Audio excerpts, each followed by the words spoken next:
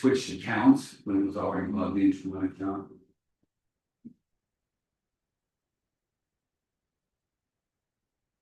Sorry, I lost my time.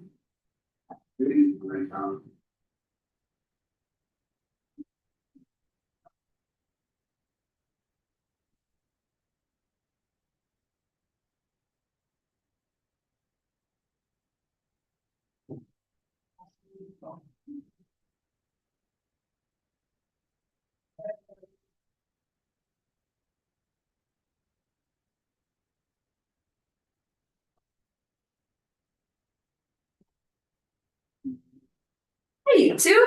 Oh, hi. How you doing? There's a lot to deal with the meeting that's not on. Right. So, question to they usually.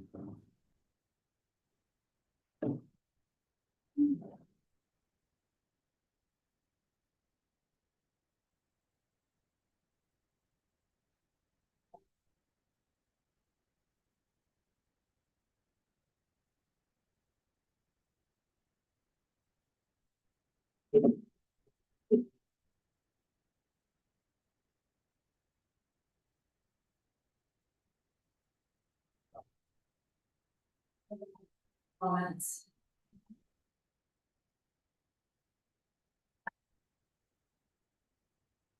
No, it goes there. Yeah, I do, but it's still not seeing. This one.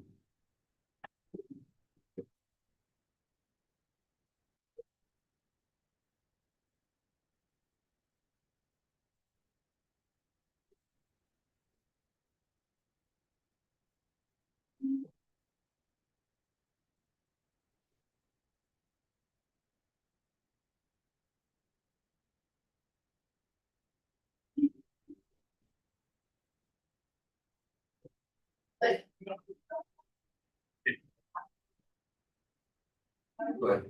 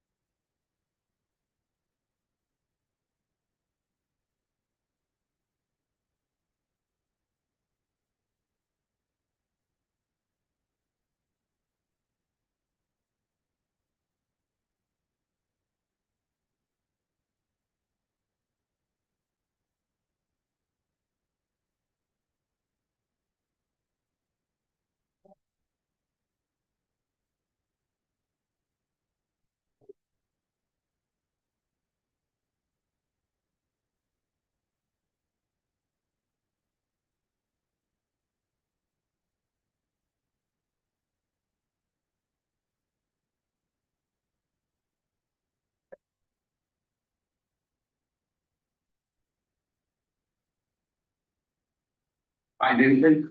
The only thing I found was under privacy and I said, live chat, and I just took it off my, so. Where's that? Come on, there it is.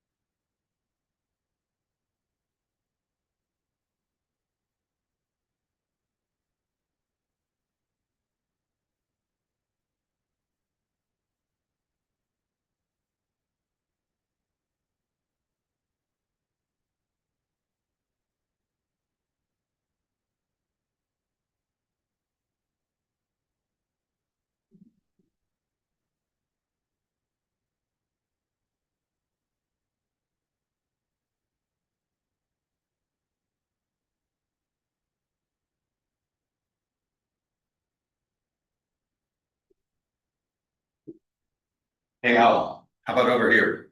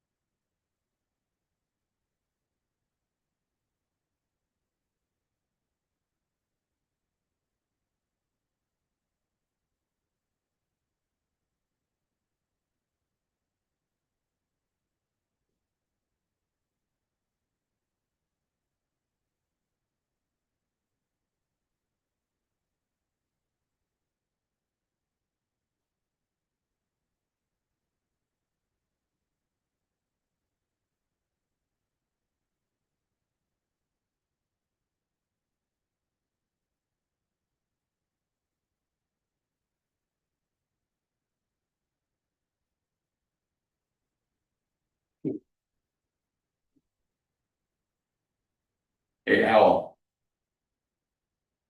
Wake up.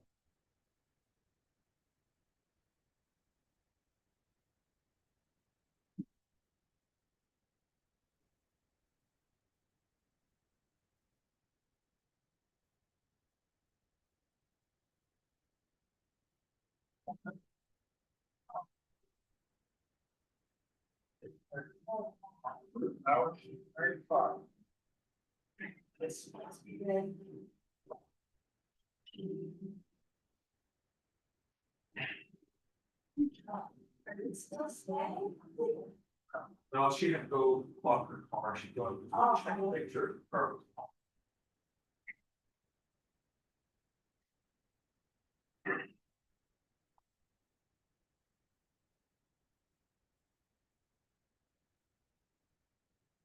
Where are you? Working? I'm retired. I just moved up here from Texas about a year and a half ago.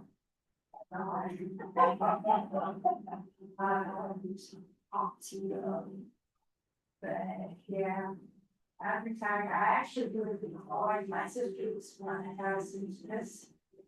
Talk me into it. Yeah, it really was. I enjoyed it. We had fun. I know what to do now, because I live in an apartment, little big. And anything happens, I can maybe have somebody for. I think it was the thing.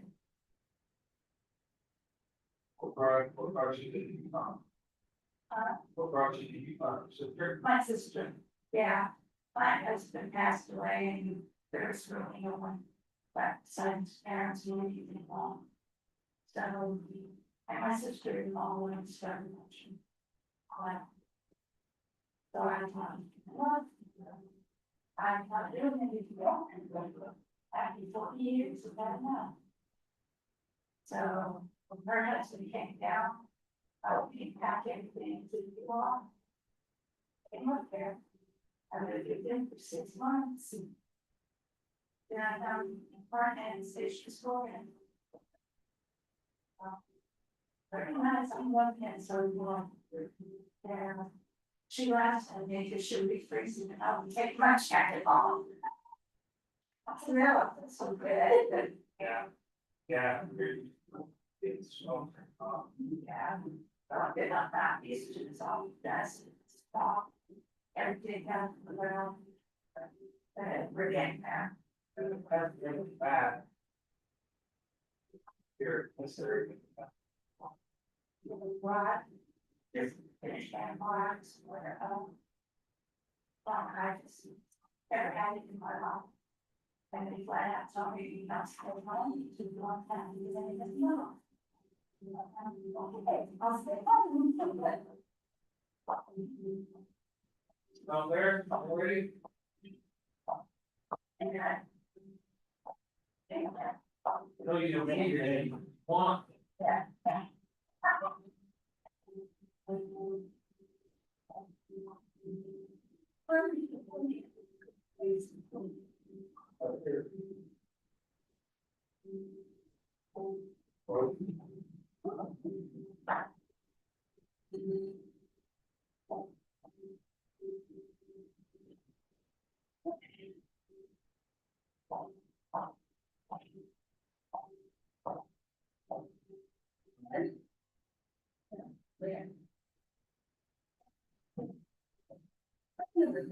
You got it, 4 minutes, so. Yeah, say that, walk down there.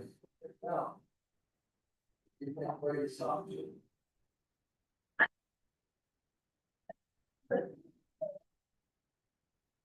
Or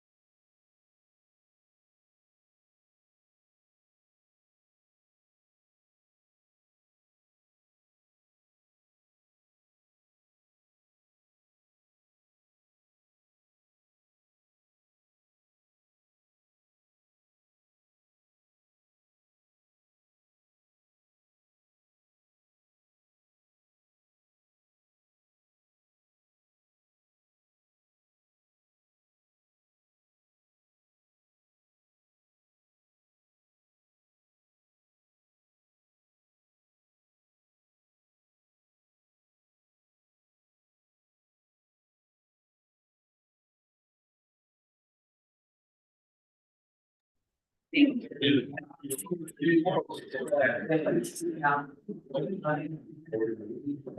got my thanks.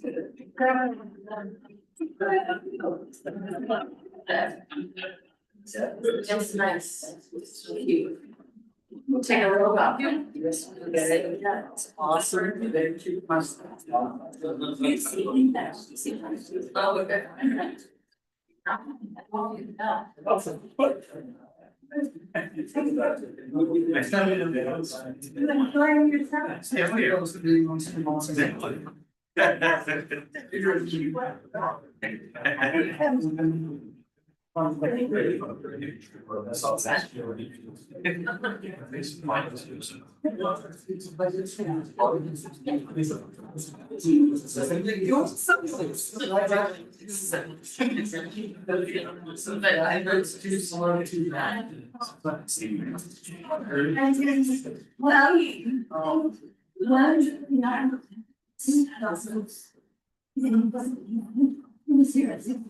Yeah. Green screen.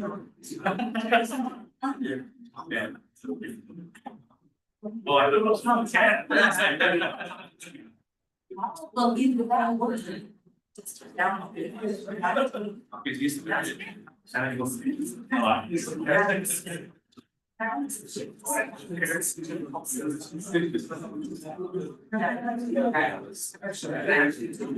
Oh, that's not.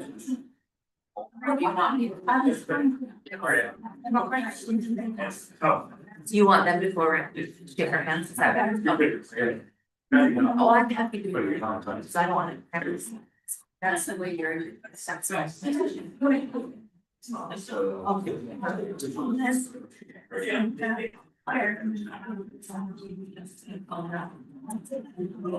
Oh, we can sit down. He loves to make it fun.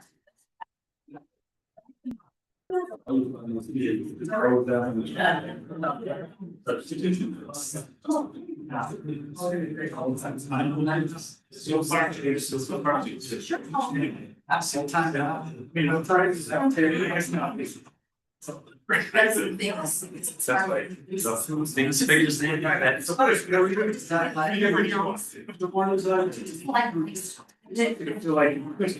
Probably has to take flashy lights and all that. Yeah.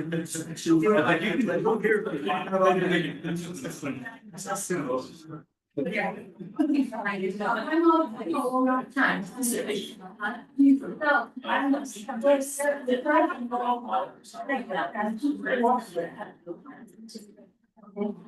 She's done it. So it's enough. Just great. That's the house. What we need to have is like.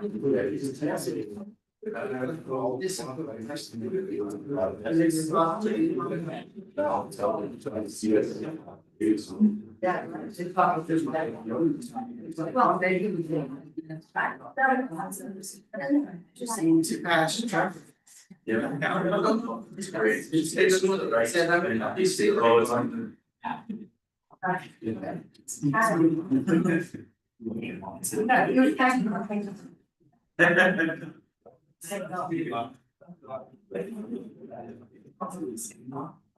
It's 7:00 now. They said we have our recording on. Yes. Welcome to the city council meeting, February 10th, 2026. We're at Clinton City Hall, and I'm Mayor Marie Doherty, and we'll begin with the Pledge of Allegiance, followed by an invocation by Councilmember Chris Danson. Please stand for the pledge.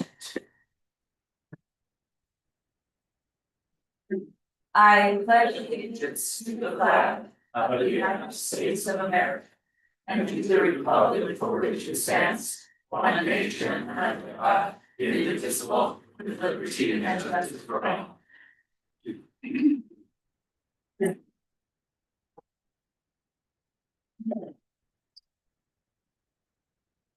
Our Father in heaven, we're so very grateful for this night that we're able to meet together and have so many residents out, and we're so very grateful that we're able to have this moment to go over and listen to things that are important to the city, and we ask thee to always watch over us and guide us with thy spirit, that we may be able to make wise decisions, and we may be able to have that friendship and camaraderie together, and we say this in the name of Jesus Christ, amen. Now I'll have a roll call of the city council. Jennifer Christensen. That's right. Things. Chris Hansen. Thank Adam you. Larson. We have Councilmember Larson online with us. Adam Larson. You hear me? Well, perhaps he'll join us in just a moment. So we have something special tonight. Oh, okay. We have the recognition of our retiring K-9 officer, Zuko, and his handler, Officer Rodriguez. And so we would like to turn the time over to Chief Stoker to introduce this item.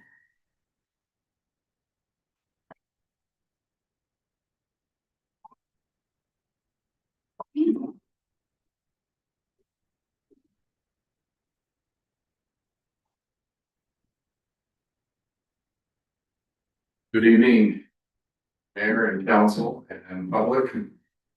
This is a bittersweet day for us. This report recognizes the retirement of our police K-9 Zuko, following years of distinguished and loyal service to the Clinton City Police Department and our community. Throughout his career, Zuko has played an important role in enhancing public safety through patrol operations, detection, training, and enforcement efforts. K-9 Zuko has served alongside his handler, Detective Josh Rodriguez, forming a highly effective and trusted K-9 team. Their partnership reflects countless hours of training, dedication, and commitment to the safety and well-being of Clinton City residents. Upon retirement from active police service, ownership of K-9 Zuko will be transferred to Detective Rodriguez in accordance with department policy and best practice. This transfer allows Zuko to remain with the handler he knows and trusts as he transitions into a well-earned retirement. The police department expresses our gratitude to both Zuko and to Detective Rodriguez for their incredible service. Watching a K-9 team work has legitimately been one of my favorite parts of my career. It is absolutely amazing to see how they work and grow and trust one another, and the incredible tools that are brought to our community by our K-9 and handlers. So thank you to them, and I'd like to give him opportunity to say a few things if he'd like as well. I just wanted to first thank the department and the administration, but also for the city for the support as well. I truly enjoyed my time working with Zuko and my time as a line handler. Yeah, I just learned so much. But also I did work with, had the opportunity to work with, I'd say, the best partner in the department. Also, it's just a huge, a huge resource that. It's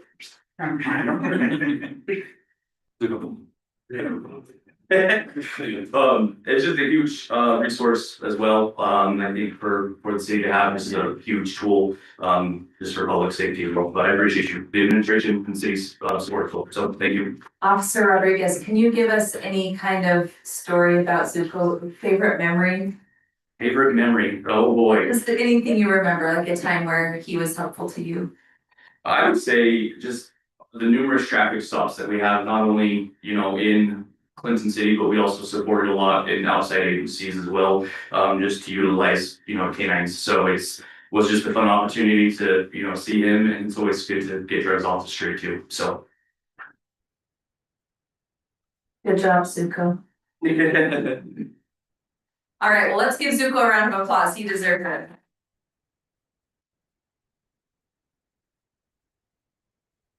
And is it the type of situation where we could come down and take a picture with him, but don't you tolerate that? Okay, that's true. Where is he going to go then? All with them, Rodriguez. Oh, so.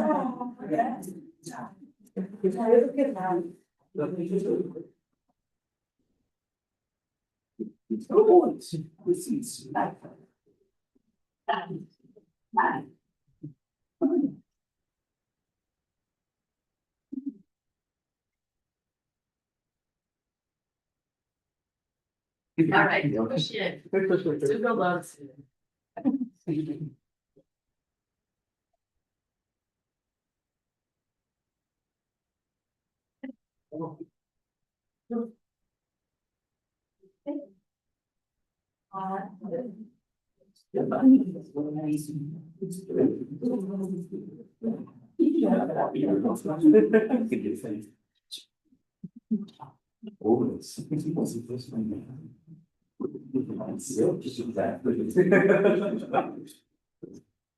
This is coming. Oh, yeah.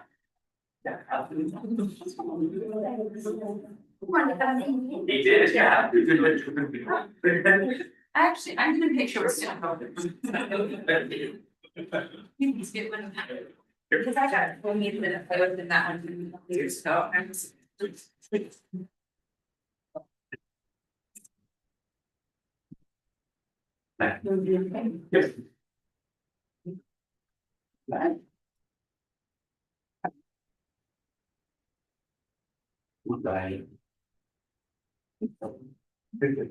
Yeah, thanks, I appreciate it. Yeah, no, thank you. Thank you. Thank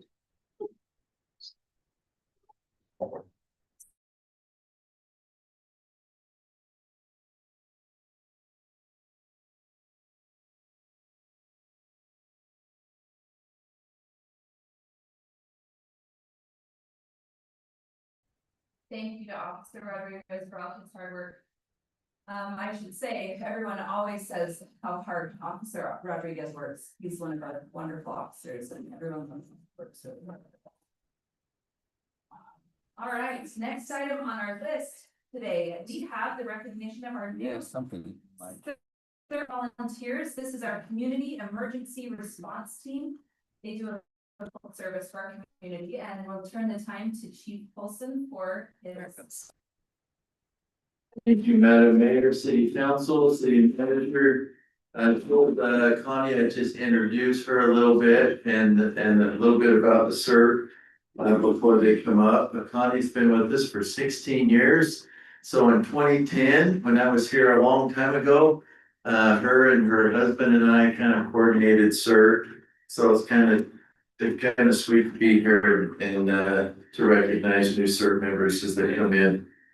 CERT members are trained volunteers who help their communities be prepared, respond safely in emergencies and recovery. They help with disaster response and preparedness, organization and support, community education and outreach, and building stronger and more prepared neighborhoods.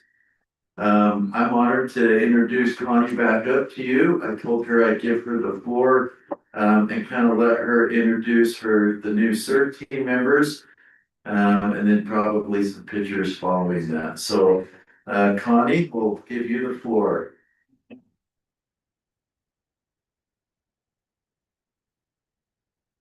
Okay,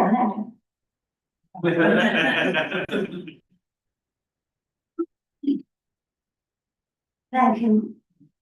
Thank you, Mayor Doherty and Clinton City Council for giving us the time to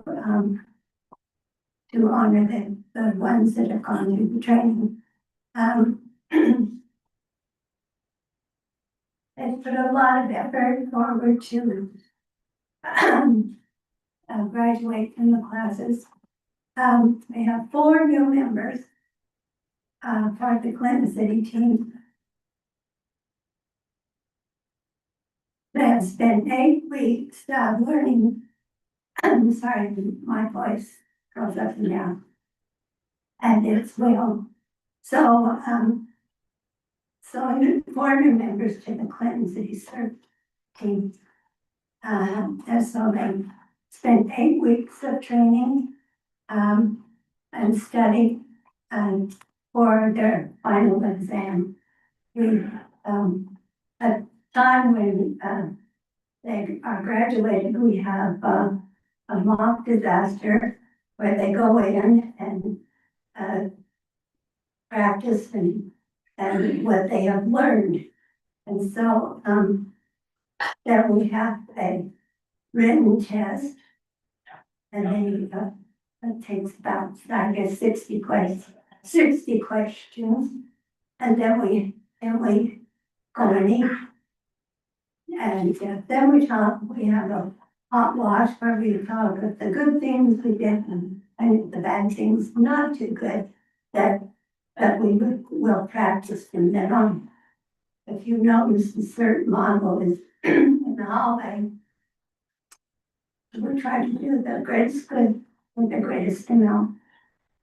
And they have added in the shortest amount of time, but you can only do something in the shortest amount of time as if you have practiced it and become very proficient at it.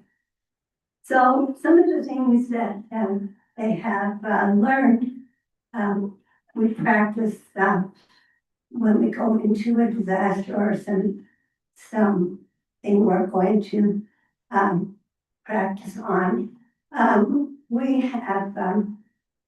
We try to recognize as we do triage on our people that are injured. We try to find those that are walking wounded and get those out first. And sometimes we use them to help us because if they can walk, they can help with patients. Those that are sick and feel very alone, they can sit and talk with them. So we do use the walking wounded. But what we do is search out the people that are needing help. And quite some should be spurting blood, some just maybe scratch themselves or whatever. But there's also, we triage them, we sort them out and get the ones that the worst, the ones that have the worst breakage or whatever is needed. So we call what we're searching for is we call them the ABC killers. A as in air, not breathing. B, spurting blood. C, circulation. But now we've had to switch that. We are now B and C. Because if the person has spurting blood, that's something that needs to be stopped. Because it's coming every time you beat your heart, it spurts, spurts, spurts. So once you lose 40% of your body blood, there's no going back. That's nothing that you can go back and fix. Because your major organs have started to go down. So that's why you be first, because you have to stop that spurting blood.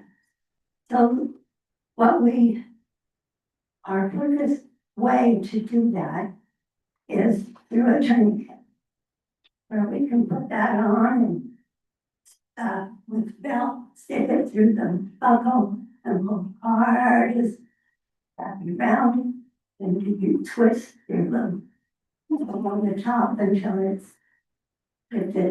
if someone's springing and you've got it tight enough, then put it in a little level and mark the hour that was done.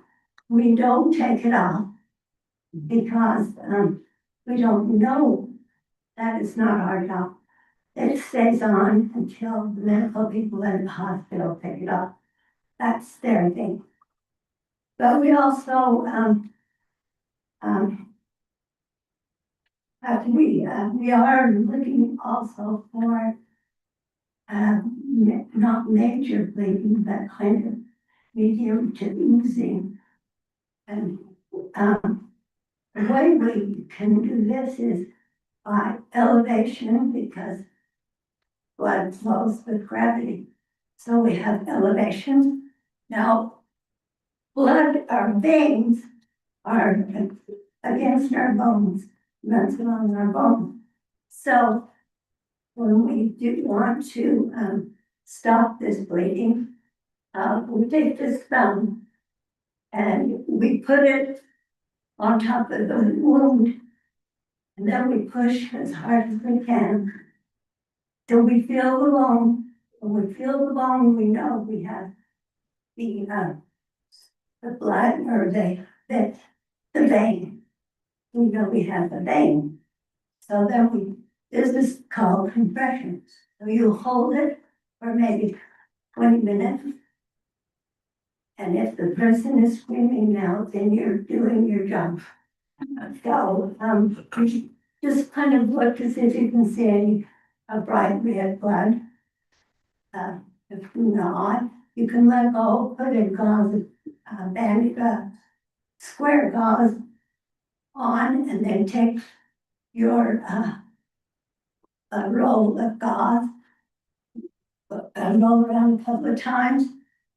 Then you're gonna do a compression bandage, which is you pull the gauze tight, get up and you put the gauze just, it lays on top of the wound, twist it again. This is called compression, so that it's very, very tight. And it stops the blood. So Connie, have you had all these people in this class, just like this, that you've been teaching them all of this? That's Oh. incredible. Oh, yeah, this is not always. No, No, that's incredible. I really appreciate you teaching us some of that, what they've been learning. this is what they've been doing, yeah.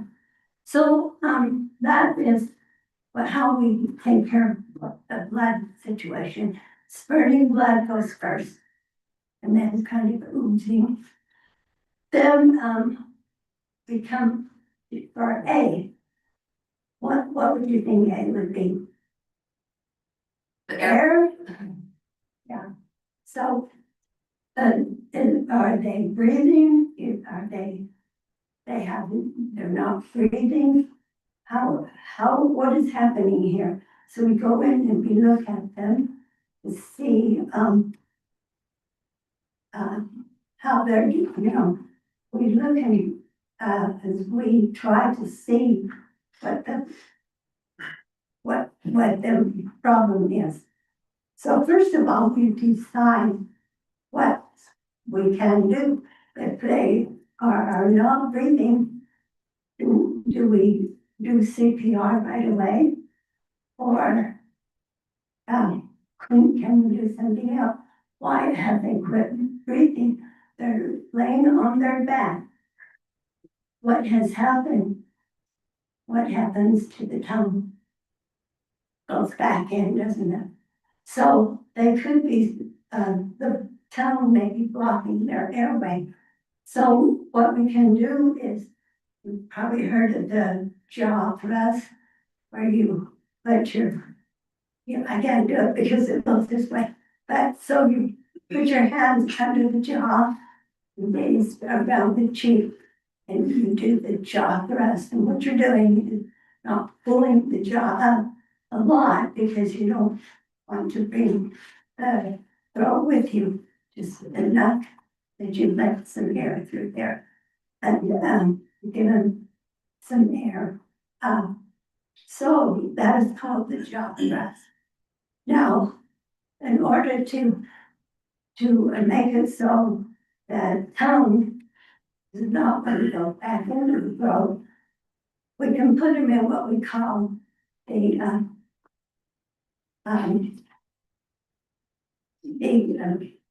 well, I forgot what the name now. Okay, we put them in what we call the recovery profile. So what we do is they're laying on their back, and someone's going to take charge of the head. You can't just turn somebody over. So someone's got to take charge of the head, and that's the one that is in charge of how we rotate this body. And we're going to rotate it to the left, so they're going to lay to the left side of their body. And as the person in charge of the head says 1, 2, 3, go, then we move the body the same as that one.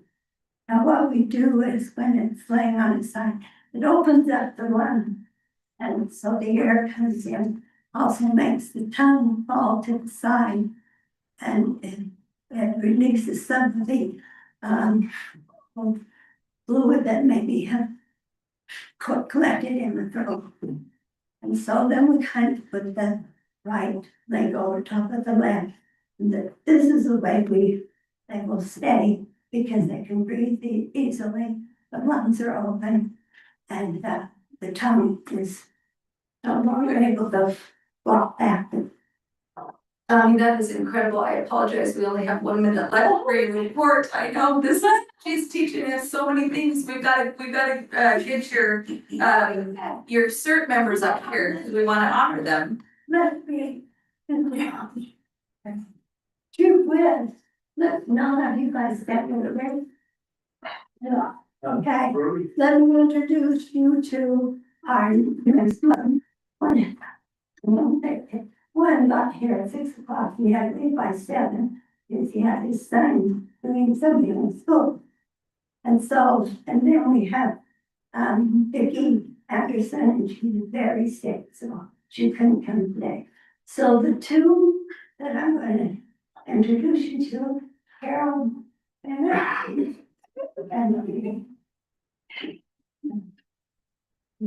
this is Carol Bennett. Yes, well, yeah, you can come on up. We'll give you the certificate. Congratulations, Carol Bennett. Thank you so much. Not doing amazing. You can go around and shake everybody's hand, actually. We want to you. You're right. Starting with Lisa over. Oh, sorry, I'm sorry, I was born behind you. Hi. Thank you. Thank you. Here, I'll do another shake. We'll get you all in order.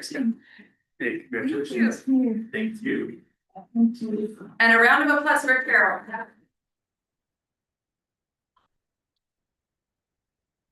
We have to have, we work, and we are working in the field, we have to do our helmet. This is our dress hat. Okay, I'll introduce to you Cordell Jones.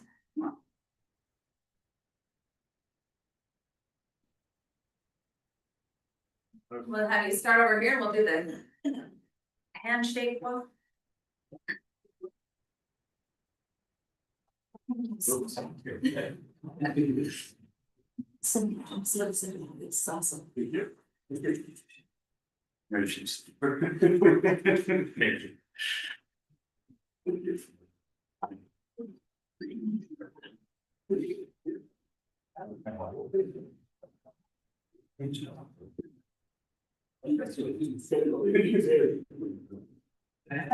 much. All right, let's give them on.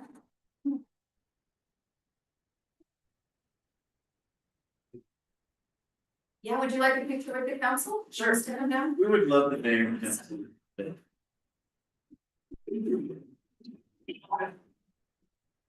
Well, you come in to say please, because you're Captain Montgomery. You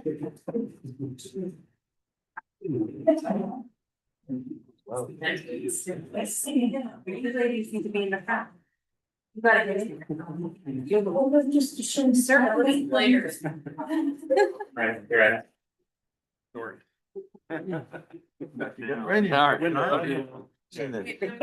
Kyle, sorry, you're still not a background joke.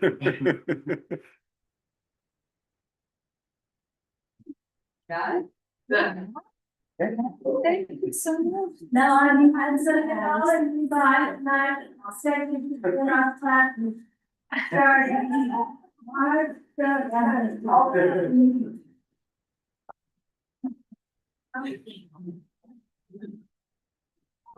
Well, I think I speak on behalf of the entire council to say that our CERT team is truly blessed to have Connie Valentine. I mean, what more intelligent and helpful and kind leader could this group have? You've truly done a wonderful job, and that was incredible for us to be able to hear some of your knowledge. And we're grateful to the team for working so hard. Let's give Connie a round of applause. I think there are not as many people as we would think who are willing to step up and volunteer in this kind of capacity. And so it is not lost on us that you are spending that time and effort, and it really means a lot to us. Thank you. All right, so we would like to introduce our public input period. If there are any members of our community who would like to speak to the council, you're allowed 3 minutes to do so. You can come up to the microphone and make your presentation. Is there anybody in the audience who'd like to address us today? All right, seeing none, we'll move on with the business portion of our meeting. To begin, we have a presentation from our victims advocate, Celeste Hawkins. And she has been with Clinton for several years now. We've had the luxury of hearing many presentations from you, so I always love to hear the updates. Close to 7 years, isn't that crazy? Yeah, thank you. So Celeste, you have the floor. Do we have any new council members? We have new council members. So we Like, first, congrats on your new position. I like seeing you in the middle, fits you well. Who are the new council members? Hi, I'm Celeste. Hi, I'm Celeste. But Celeste, you were talking to the mic.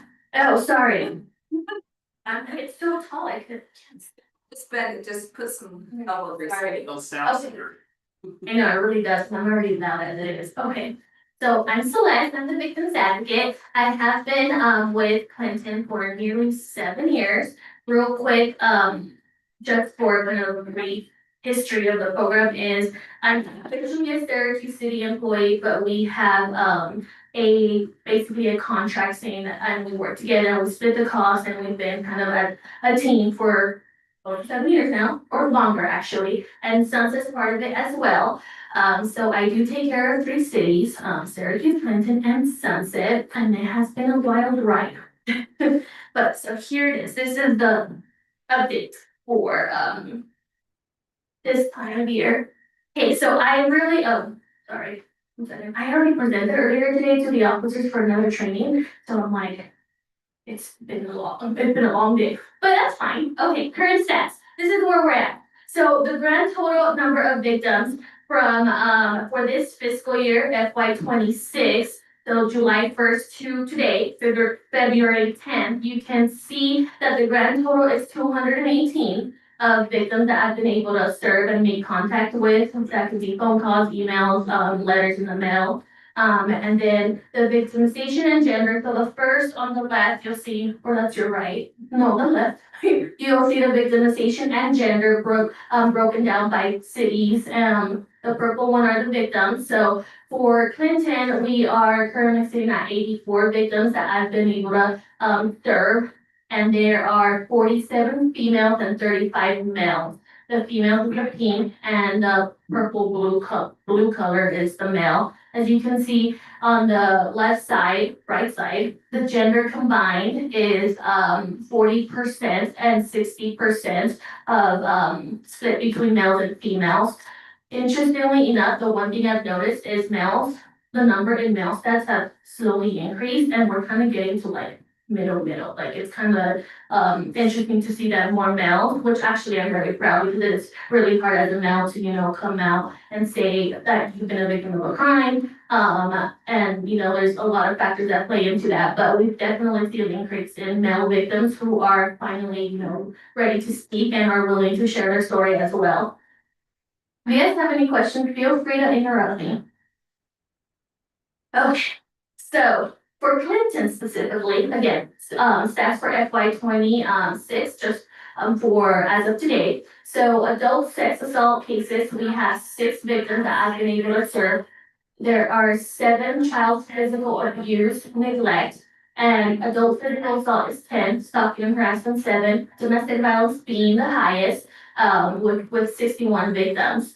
The one I'm really sad about is the number child physical abuse neglect that it has slowly been increasing. This is honestly the most cases that I've been involved in. I've seen more cases in our criminal in the courts, which is not a good sign. And anything that involves kids, I think we're all a little extra sensitive to it, especially if you're a parent yourself. But yes, I've seen a change in that number. Okay, now with services provided. Okay, so with the services provided, the info on the criminal justice process is basically me just answering all questions and concerns victims may have.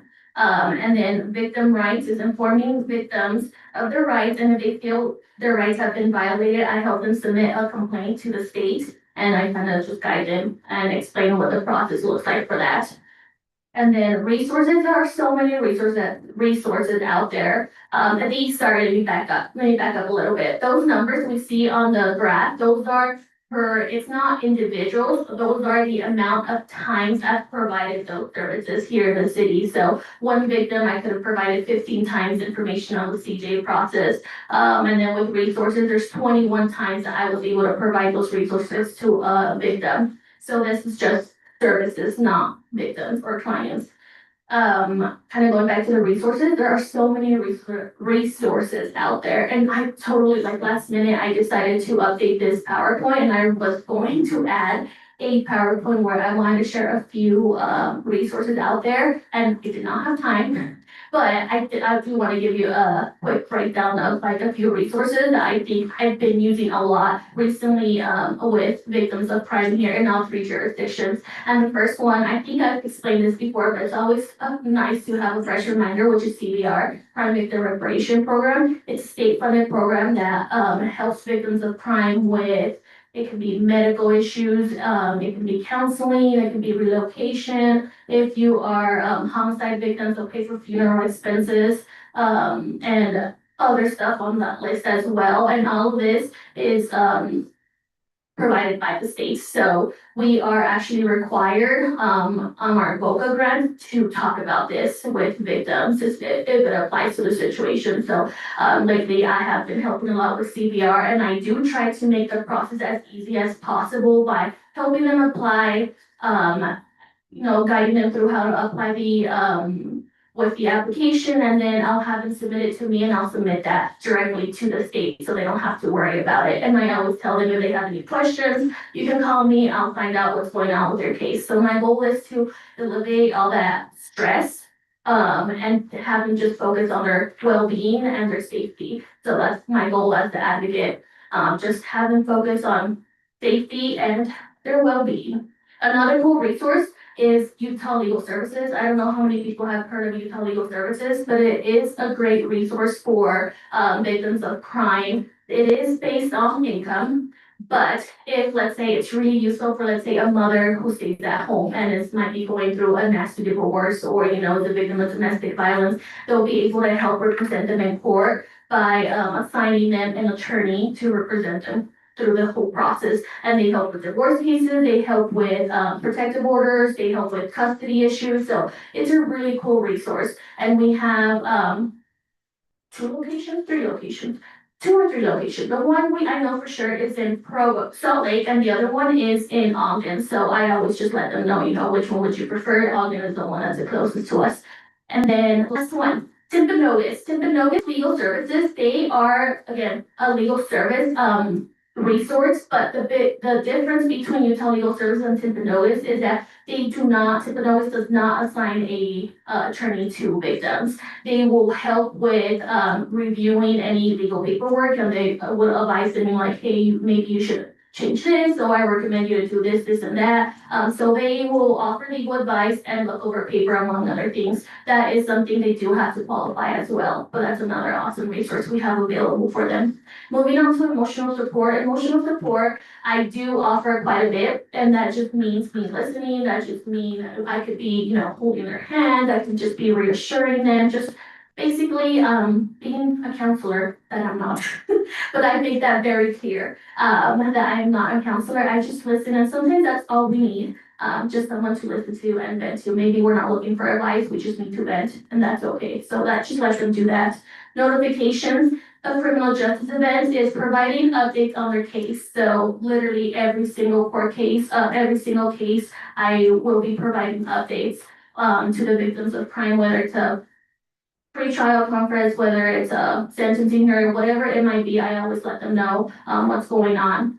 And recently, I've actually been not mailing a lot of letters. We finally have I'm so comfortable with emails now, 7 years later, that I've been emailing a lot, and it's so much easier. So I have been sending a lot of emails, and has saved a lot of my time, actually. And then PO assistance, I just explained what type of protective orders we have out there. I answer any questions they might have, and I just guide them in the right direction and who to contact if they are wanting to obtain a protective order. And for the most part, I always send them to Safe Harbor, unless for whatever reason, they can't get those services to Safe Harbor. Okay. Okay, challenges, being an experience. I don't know why there's a big space there, but it's not on my note. So just real quick, with the numbers rising so fast, it's been hard. It's been hard to keep up, and I have been having difficulties, handling everything. It's been hard, but I think I'm learning and, handling it pretty well. But recently I've noticed that victims are needing more time and more emotional support, and I have been doing a lot of in-person appointments and meetings. I've been talking to them a lot more, and I have been seeing an increase in violent TV crimes. And when I first did this PowerPoint, it was right after the holidays, and the holidays kept me busy. I don't know what was in the air, but the holidays were very busy for me, and it was very sad. It was very sad seeing all these domestic violence that were going on. But I feel like I'm finally caught up and slowly just navigating. I can only do what I can, and I've kind of learned to do what I can, right? And hope for the best. And then I do, because of how overwhelming it's been these last few months, I have decided to put some projects on hold. My main priority are the victims and taking care of the victims, and that's just what I'm focusing on. Everything else is gonna have to wait. That's just my main priority right now. I guess going into projects that are on hold. I don't know if I'm speaking Spanish or English right now. I'm sorry. I've been speaking a lot, and sometimes I'm like, oh, okay, maybe I should speak English. Anyways, administrative surveys. So this is something I've been wanting to do for so long, and I finally have Syracuse added me to their survey monkey. I just have not had the time to actually do the survey, but I do plan on having this done by the end of the fiscal year, because I do want to send a survey out for all the cases that were handled during the fiscal FY 26. And then keeping up with victim service holders. This is kind of important right now because we are running low. So I have learned it's okay to ask for help, and it's okay, to be able to utilize our volunteers. I can't do everything alone, so I've learned that. So I will be talking to some volunteers in Syracuse, and then some staff to help me as well. So thankfully, I do have a lot of people who are willing to help me with that. Victim service folders are very time consuming because they do need to be printed and put together. And right now I am updating them, just to make sure all the information is updated and, so we're doing good on that. And then updating our webpage, I do want to do that too, not just for Syracuse, but Clinton, and Sunset. I just want to make sure all the information is on there and make it look pretty and, more pink, not pink, that's just my favorite color, just pretty. And then, I really want to make the interview rooms just more soft. The interview room here that we use for victims in Clinton City, I'm sorry, Chief, but it's really dull and boring, and it's not very happy. So we need to do something about that, even if we put like a nice, pretty picture up there, Anyways, that's a goal. So I will get to that soon. And then, that's where we are. Okay, just a couple minutes left. Yes. Okay, what's new? I'm at the end. Okay, so summer events, victim service training for all departments. We did that. The last one was today, and that was so good. I am very happy with how that ended. So we had 3 presenters. It was Trent Dresden, who works for the Utah Council Prosecutor's Office. I'm not gonna say that a little wrong, but he is an attorney, and he does provide training for sex assault and domestic violence for law enforcement, advocates, support staff, and he primarily focused on TV and sex assault investigation. During his presentation for our cities, he focused on trauma informed, and I received a lot of good feedback from him. He is a great presenter, so I'm very happy I was able to get him to present to our officers. And then we had a survivor who is actually a victim's advocate herself, and she decided to share her story for the first time. She did great. Again, great feedback. And then I also presented, which I think I did good. I got good feedback too, and I did learn some things, and I did share my PowerPoint a little bit. I did change my PowerPoint a little bit for today's training, but yeah, it was really good. And the biggest thing I do want to point out on that is the fact that my goal was to be able to let the officers know that, I am easygoing and I want you to contact me and don't feel like you're ever bothering me. You have a question, call. I am always happy to answer. And believe it or not, right after our first training, I received so many calls from, I'm proud to say, and pleased to say, Clinton officers. Aside from one was the subject, but all of them were your officers, Chief Soder, which is pretty great. So I'm very proud of that. So we did something, right? Okay, so I'll just wanna finish with the new emergency support tech bags project that I'm currently working on. I just say all projects were on hold, but it's honestly not complete. It's a process. I spoke to Chief Stover about my idea and he agreed with it and thought it was a great idea, so I decided to move forward with it. And basically what that is just we are buying totes, a tote bag, and they're about 25, fairly expensive. I wanna see if it works out, but basically the whole purpose behind it is an emergency tote bag. So let's say there's a victim who is in crisis and needs to leave their property or their home for whatever reason, needs to spend the night at the hotel. We would provide them this tote that has a blanket, that has a notebook, and the notebook, the point behind the notebook is in case they randomly think of something they forgot to tell law enforcement, jot it down, or just write down your emotions and your feelings, just whatever you feel you need to jot down, treat it as a journal.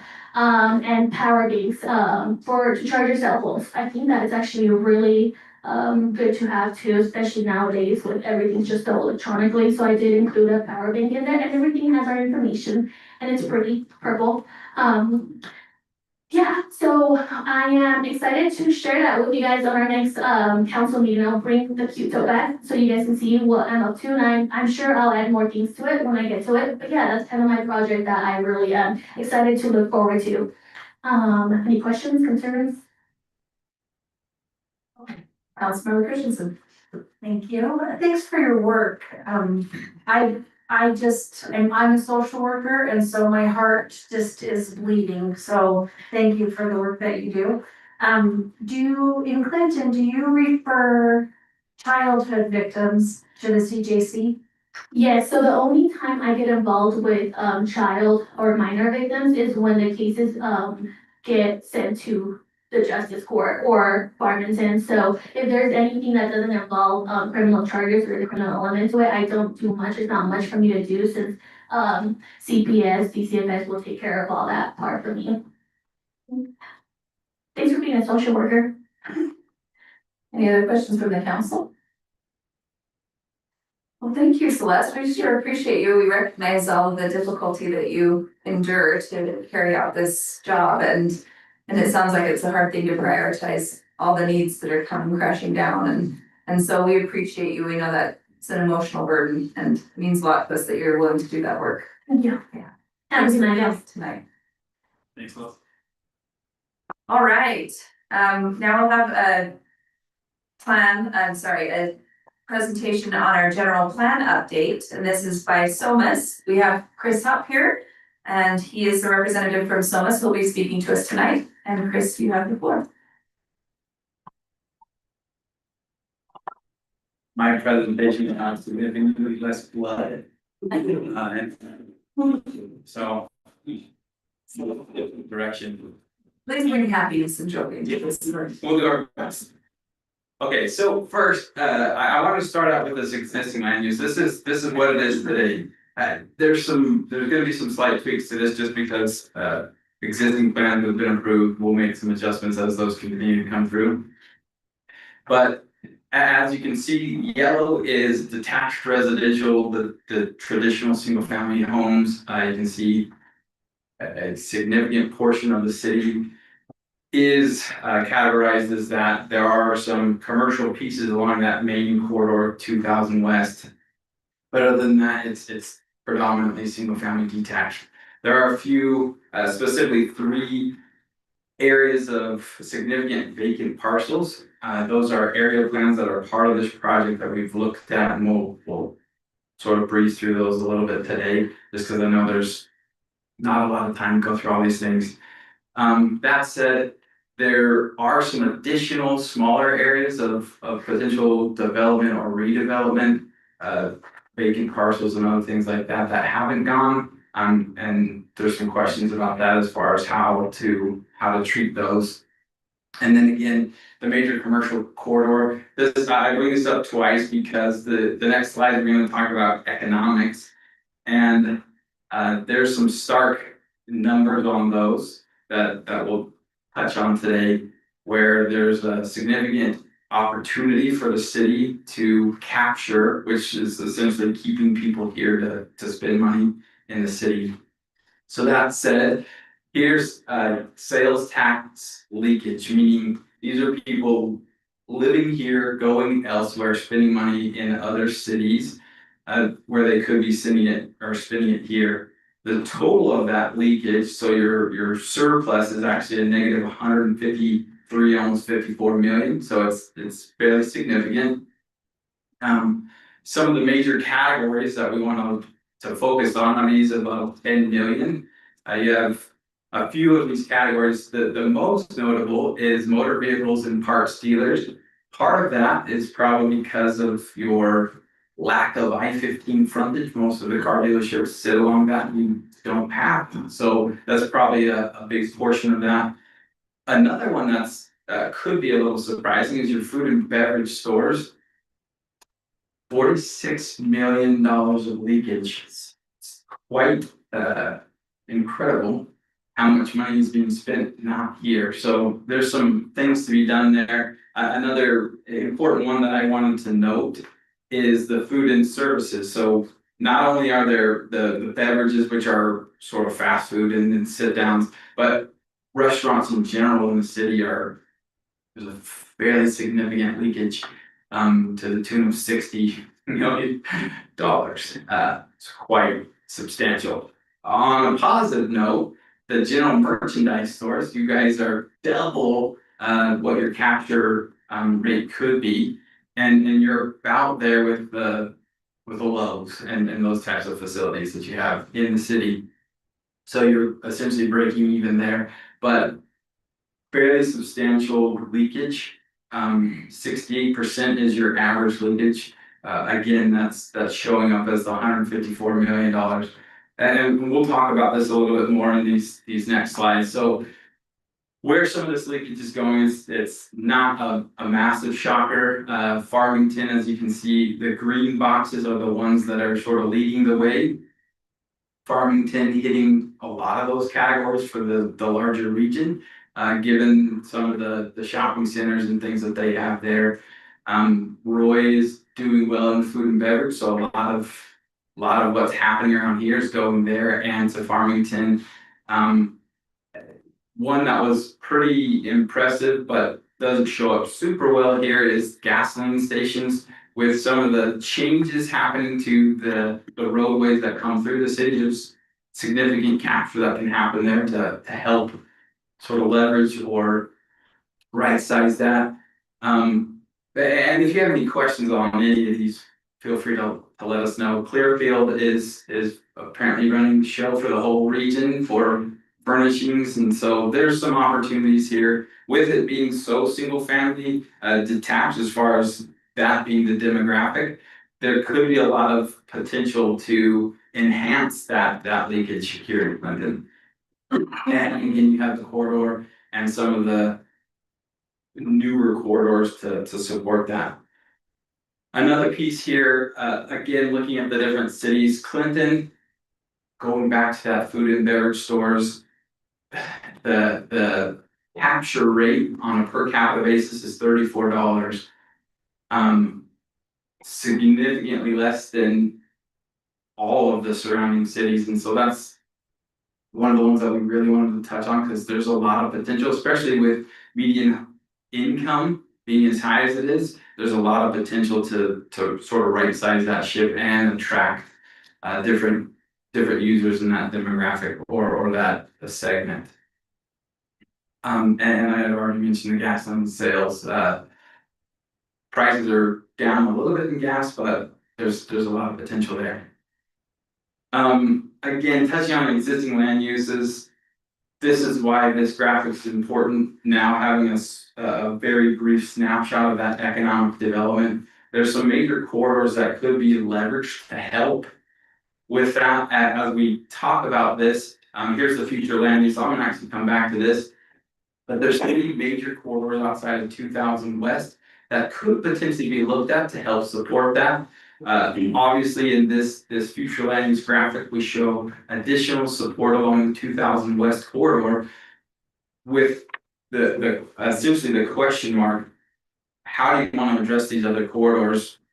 If at all, maybe it just continues in their current patterns. But you can see there's some opportunity, especially with 1800 North, the traffic flows that are happening there. There's a lot of potential to potentially leverage some of those leakage points and get them back, with West Davis coming through and those other pieces. So going back to the future land use, I like to pop back and forth. You can essentially see between these 2 slides, there's not drastic changes. The drastic changes happen in these 3 area plans that are predominantly vacant parcels. The one on the west is mostly approved with some additional things that are happening there. The 2 on the east are owned by Land Reserve, and you can also see some significant commercial components to those with some residentials to support and bring some of that leakage, or reduce some of the leakage. So that's tentatively what we've been looking at. There's also some employment and other opportunities on the south side along 800. Another piece to this is, and I'm gonna actually jump ahead because I like talking open space. It helps with the livability of the city. So we're gonna jump through a few things and we'll come back. So this is a Parks, Recreation and Trails open space draft. So some of this is existing, some of it is proposed or is in the works. But you can see a few spots of gaps in the city. The blue circles are a 1/4 mile radius. The gray circles are a 1/2 mile radius. NARPA, which is the National Parks and Rec Association, they have originally they associated 1/4 mile as being the service radius to serve all residents. The issue with that is costing. To have a park or a little parklet or something along those lines in every 1/4 mile of the city is quite costly. And so they've adjusted their numbers to be this 1/2 mile so that you're meeting the maintenance costs and what it takes to upkeep these and still giving that serviceability to the residents. So you see there's 3 golden stars. Those areas are developed, but they're gaps. So if things happen, redevelopment happens or whatever, and intensification in some of these corridors, that's something that you'll want to watch for. If there's opportunities for that redevelopment to encourage additional park space or opportunities for parks in those locations, would be advantageous to help elevate the general level of service for the city. There's a purple star, which there's some vacant area inside of that. That's also within that western study area. The need for this is fairly large. There is some wetlands and the creek and things on that west side. And so as you continue to allow development to happen in these locations, that'll be a critical area for a more regionally significant or neighborhood significant park space. That's why I wanted to touch on this. So we'll go back to this. You can see we've proposed some park space. Some of that is the existing golf course, which it's park space, but it's private. So public spaces and civic uses for schools and other things like that could help minimize that need. Another piece with this, again on these corridors, there's significant vacant pieces on 3000 West and 800 North.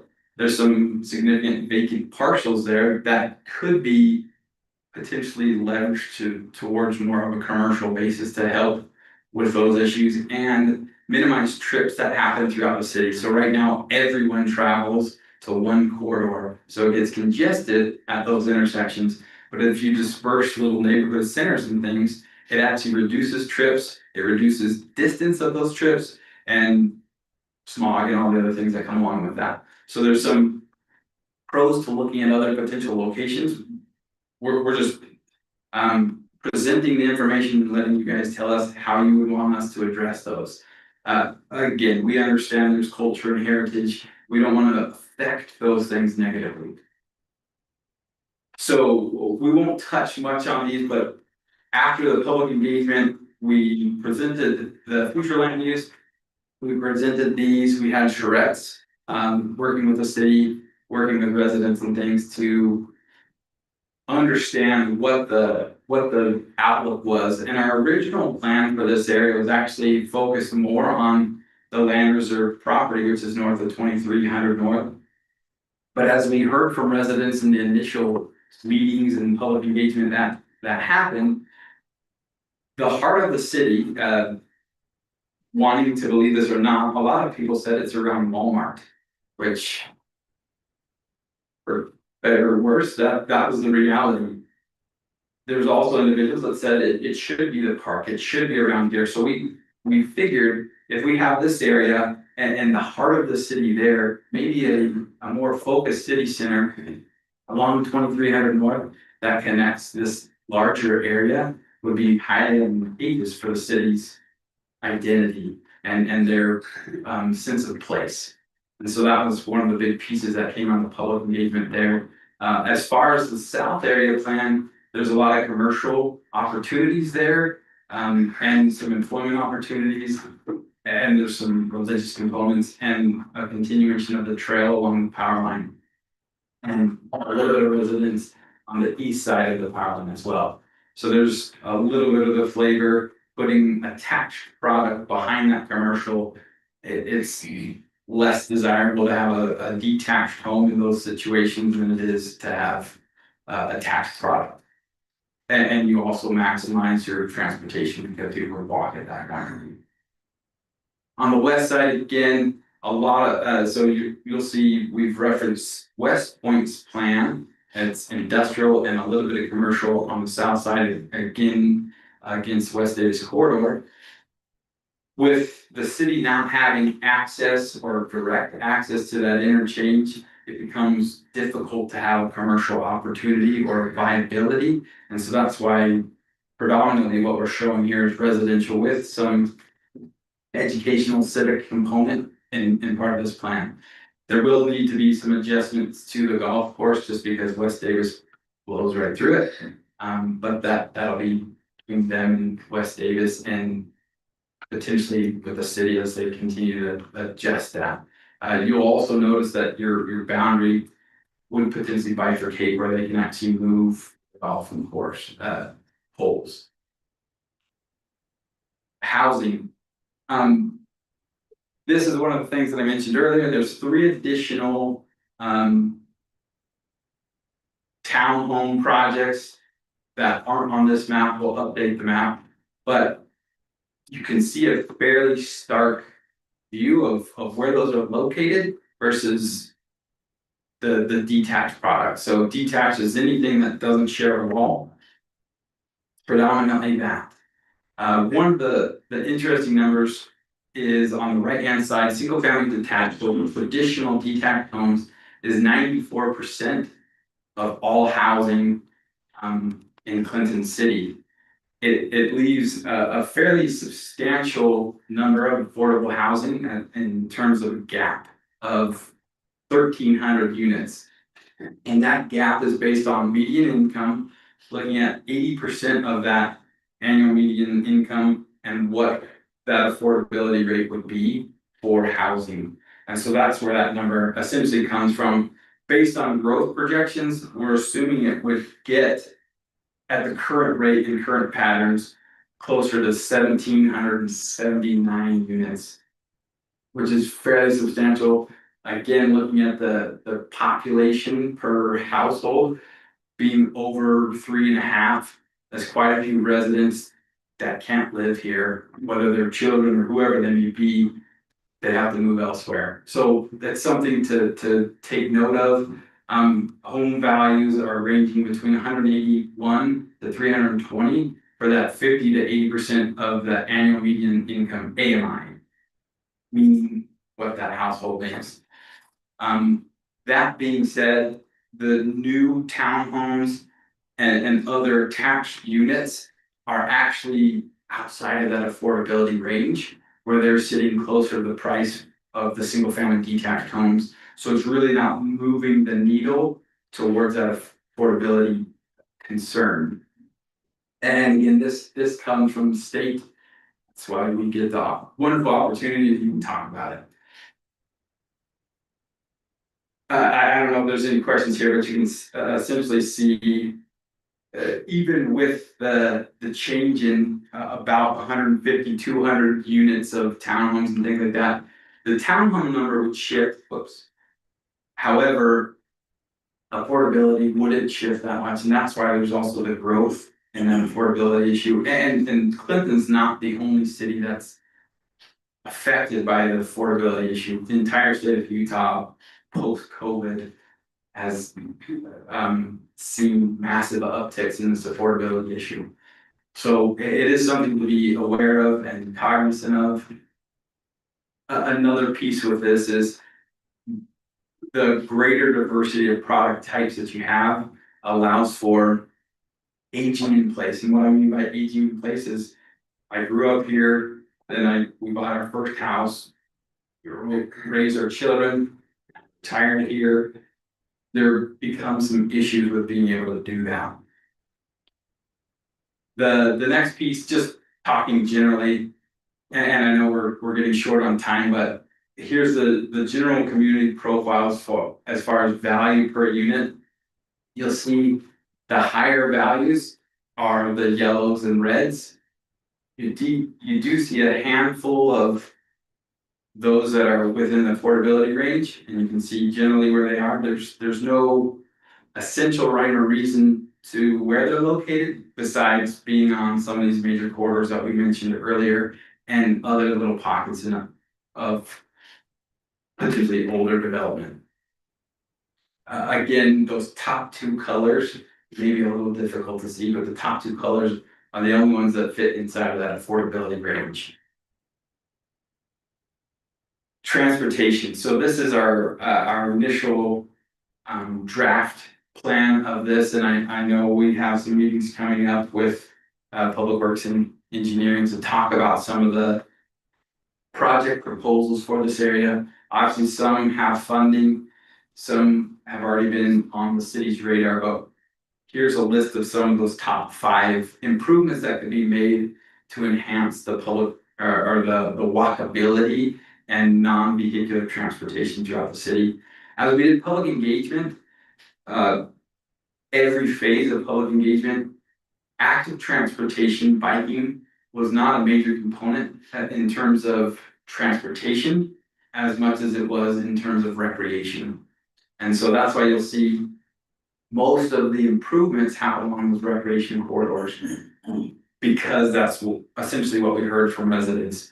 Focus on the recreational active transportation side, as opposed to I need to get to work on a bicycle or other mode. And that's what you see here.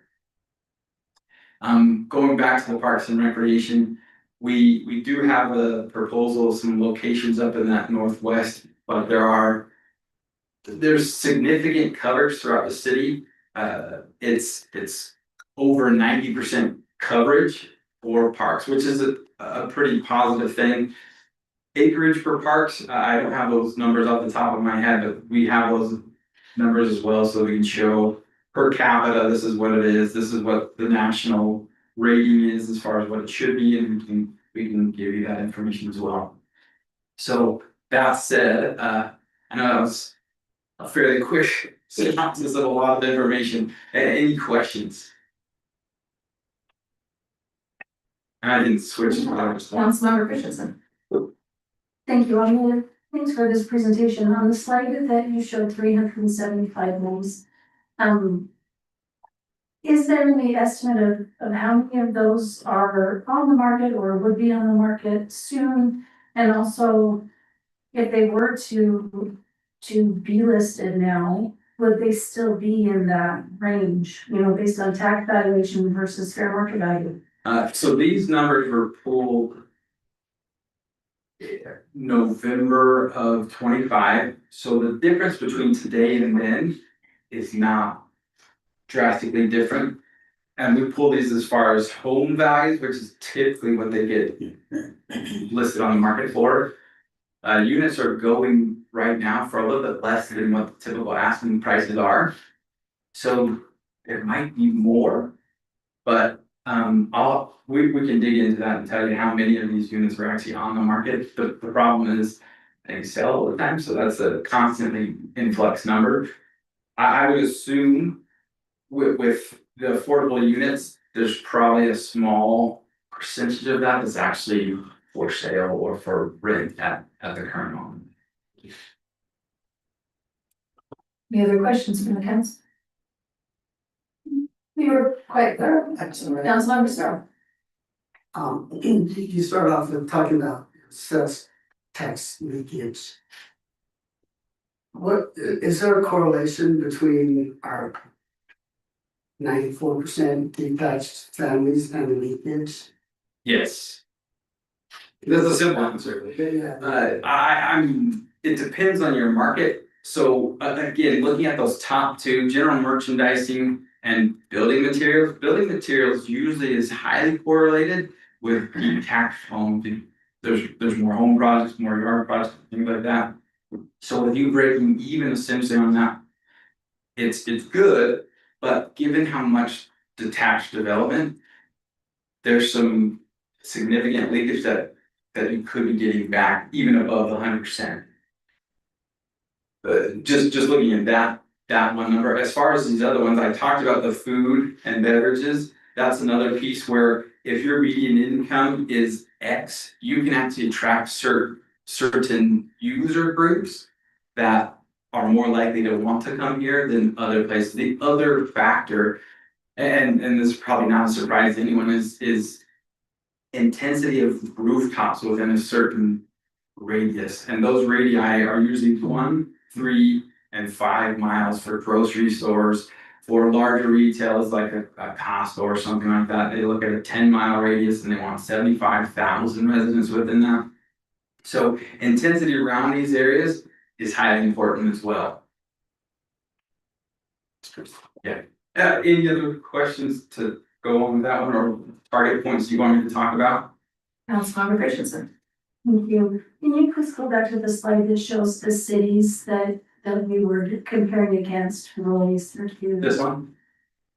Yeah, I was wondering, do we have data about Riverdale and Layton as well, or does it just look like we don't shop there? If Riverdale came onto this, they would blow everyone out on almost every category. It's they have 10,000 population and their capture rate, we did Riverdale general plan, we're working with them right now, and it's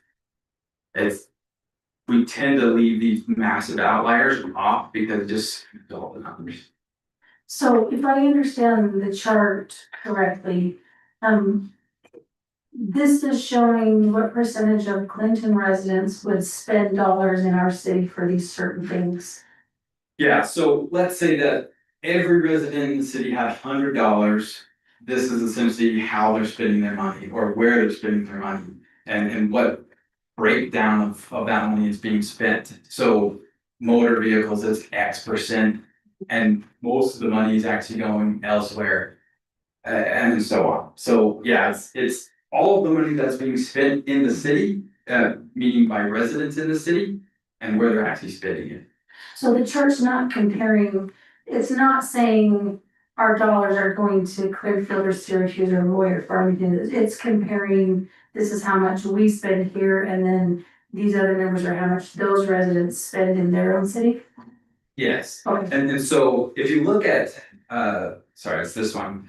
This is saying of the 100% of the money that's being spent on building materials from residents in the city, you're capturing 99% of that. So the 1% is getting away. And you can do a little bit of tracking as to where that goes. That gets a little bit more difficult as far as available data. But essentially, you're covering residents, everyone's spending here. And obviously with that leakage numbers, some are going elsewhere and some are coming in, so there's some threshold there. But essentially, you're keeping all that money, but you're almost 200% on general merchandising stores. So people are coming into the city. There's a bigger influx. Whereas all these other numbers, there's a significant exportation of those dollars that could be staying here. All right, thank you. Councilmember Dennis? Yep, this way, so in the comparison thing, not the whole table, but the one that shows like the graph. The bar chart stuff. This one? Yep, that one. And so that's what I just found it interesting that it's like the taxable sales per capita, it shows Clearfield's down 13,000, but I'm assuming just because they have a higher population. Yeah, and if you look at unit sizes and things, that also plays into that number. So the per capita, the household, and some like the median income, and there's a few things that come into that factor. But yeah, those change that number. Okay. The Centerville is, as far as median home prices, is one of the highest in the larger region as far as median income and residents and spending. Okay, So. Yeah. Anything further? Mayor, Oh, yes, Councilmember Larson, he's online. Yes, go ahead. The voice from the heavens. sorry, I raised my hand, but nobody noticed.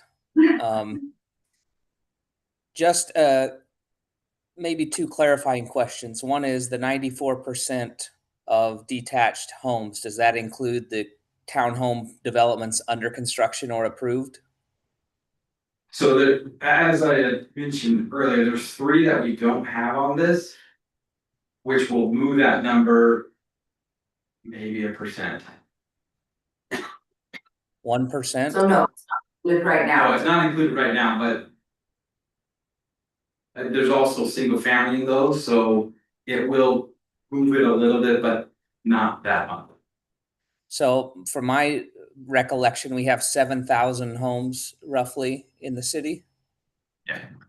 There will be 300 townhomes. That's close to 3 or 4%. So it should move more than 1 point. But the second question is, explain to me again how the number of attached units versus detached is affecting our leakage. The number, so it's intensity around the commercial nodes. So that's one of the factors of leakage. Where leakage, sorry to interrupt you, but leakage has to do with how much of our current spending ability is leaving the city, right? Right. But a commercial developer doesn't want to come in unless there's a certain demographic in that area.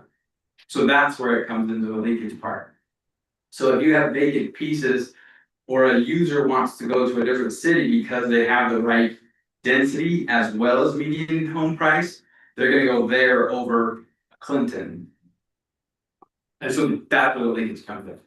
I think to add on to that, Councilmember Larson, is you have alternate cities like Riverdale was mentioned, right, where they have an intensity of use of the commercial aspect, which drives a different calculation to the desirability of an area. And so that's kind of the juxtaposition that a city has to play is you either have to attract and wait for a large contingent of retail to locate in an area to create that density of use for the retail commercial component, or create some sort of other anchor like an entertainment anchor or a sports recreation anchor, versus the kind of quicker option, and I'm not saying this is the better option, is to increase rooftops, to increase the density of the population in the area, so that it's what the city wants to have, what levers we want to pull in creating that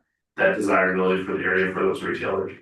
Exactly, and that's why rooftops isn't the only thing that a commercial user will look at. That is one of the things that they look at. But if certain criteria are met, city's not an option. And so at the very least, you want to say, these are the groups that we want to target. What are they looking for? How can we incentivize those things? If it's not rooftops, where you've got whatever it is, throw that out of the equation and look at these other things. Because as was mentioned, Riverdale has a very dense amount of commercial, a lot of big boxes, a lot of other things, and so it becomes a destination and other users want to go there. And so it's more intriguing to go where thousands of cars are traveling every single day versus where you get a significant amount of trips, but the trip chain is really important for most users. If I can go to this place and hit up 4 stores or go here and over there and this, I'm choosing that first option. So there's several factors. Housetops or rooftops is just one of the factors. And I think it's important on the leakage report or on this in general. I think it's just information to have on where are opportunities there, but maybe we don't wanna have a million mechanical, like, maintenance stores, right, for cars, and so we're okay with them moving and losing that. But if we are wanting to attract more food sales and things like that, then maybe it's how do we attract that? And that's, often it's large commercial centers or entertainment centers or recreation centers that bring the desire. Because right now our current landscape are designed for a vehicle transportation to go pick up groceries, pick up items, pick up food on the way home after delivering, right? It's not a destination where you're going for an extended period of time where you're gonna say, okay, we're gonna go shopping at these centers and then go have lunch at Olive Garden and then go shop a little bit more and then go home, if that makes sense. Yeah, and these numbers are just to illustrate where those gaps exist, not to say go after these things. So exactly what he's saying is, maybe you don't care about food and beverage. If you do, let's look at that and see what specific levers you can pull to make that happen. If you don't care about furniture, great, don't worry about it, move on to the next one. But there may be some of these that you're like, we can actually, because of our demographic and what we have, there's a few things that we can tweak and make this work for our city. Questions, Councilmember Richardson? Thank you, Madam Mayor. I have one more. So is it fair to say that we're asking ourselves a couple of questions as we look at this data? First of all, do we care? Right. And so if we care, then we need to decide what shift we want to make in our identity as a city, being a bedroom community versus a destination city. Is that kind of what these numbers are asking us to consider? Yeah, and I don't necessarily think you need to shift completely from a bedroom community to a destination. Sure. Like some of these categories to have restaurants was, like, it's not a true destination, it's a partial destination. But Riverdale, that's like a destination, like people travel there for the shopping. They don't go there for parks or anything else, they go there for the shopping. And so there's some opportunities there and some leverage points where you can actually, well, maybe we don't care about this and we can stay this current character. If you want to drastically change the culture, which is not what we heard from public engagement, don't go after certain industries. Right.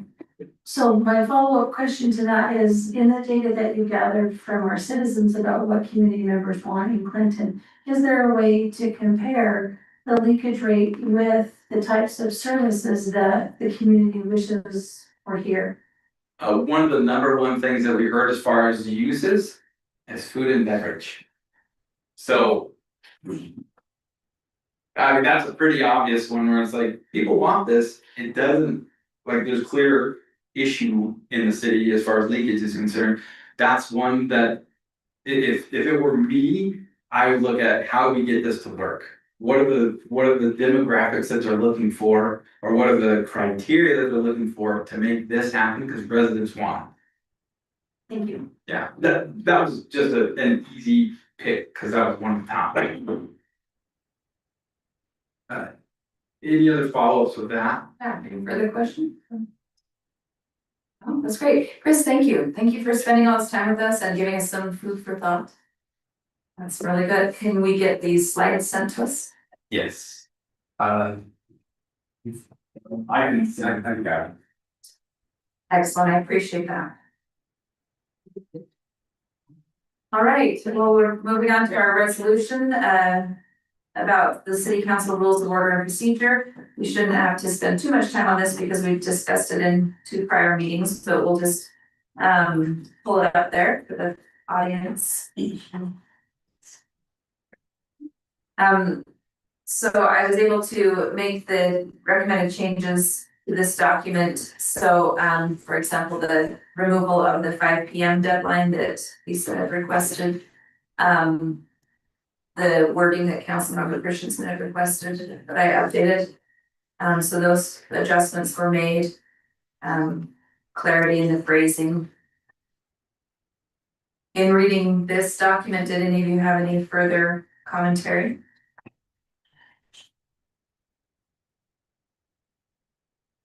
If not, then we can entertain a motion if there is some. Go ahead.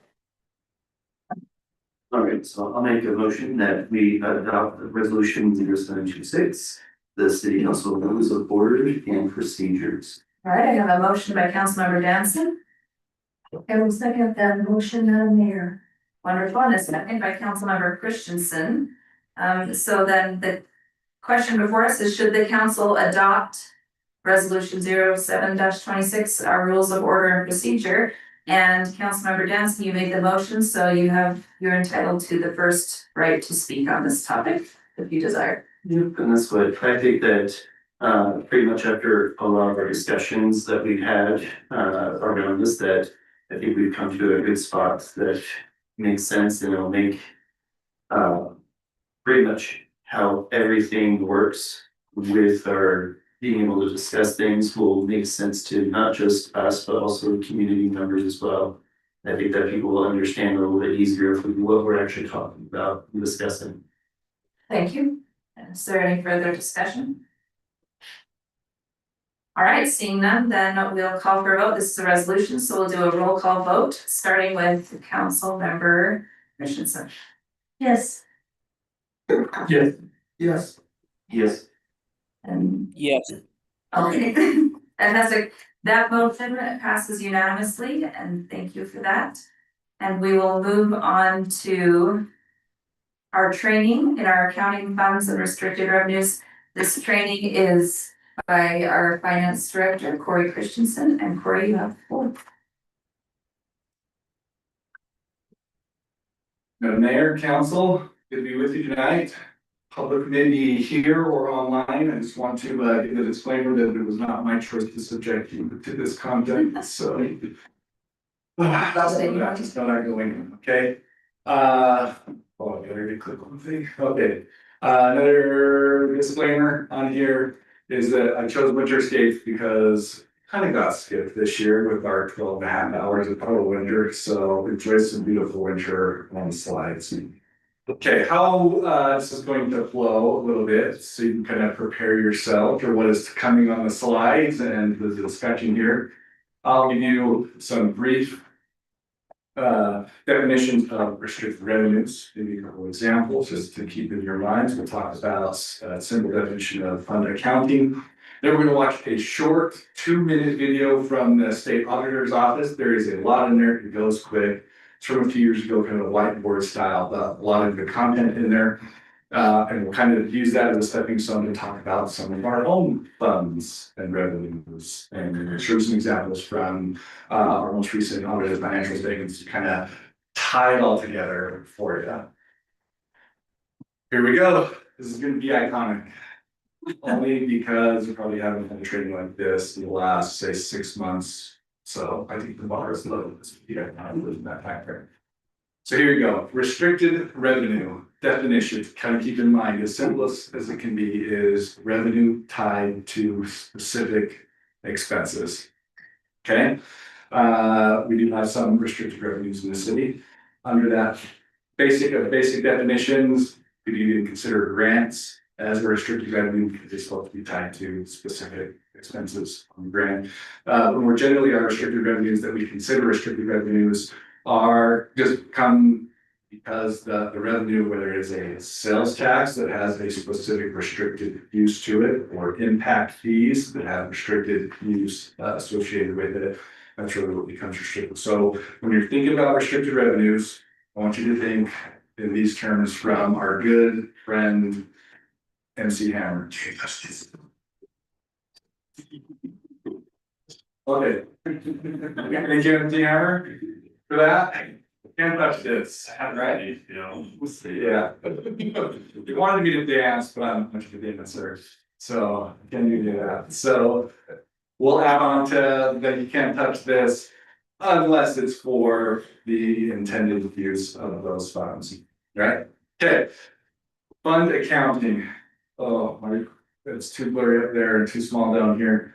Specialized accounting system aimed to track financial resources based on their intended purpose or restriction via separate accounting funds. So funds you might, in another term, think of as an account, if you will, that money in and out are in that account so that we can appropriately track it, the incoming and outgoing.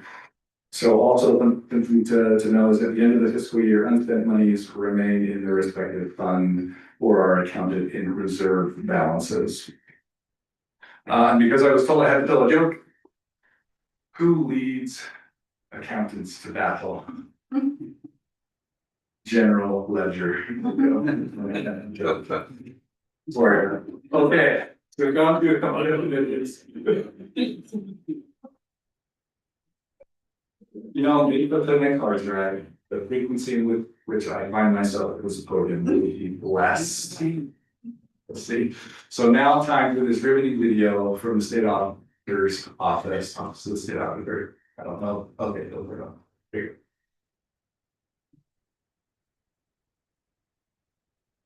Governments use different fund types because funds self-appropriately account for many types of revenues and expenditures. So what are the different fund types?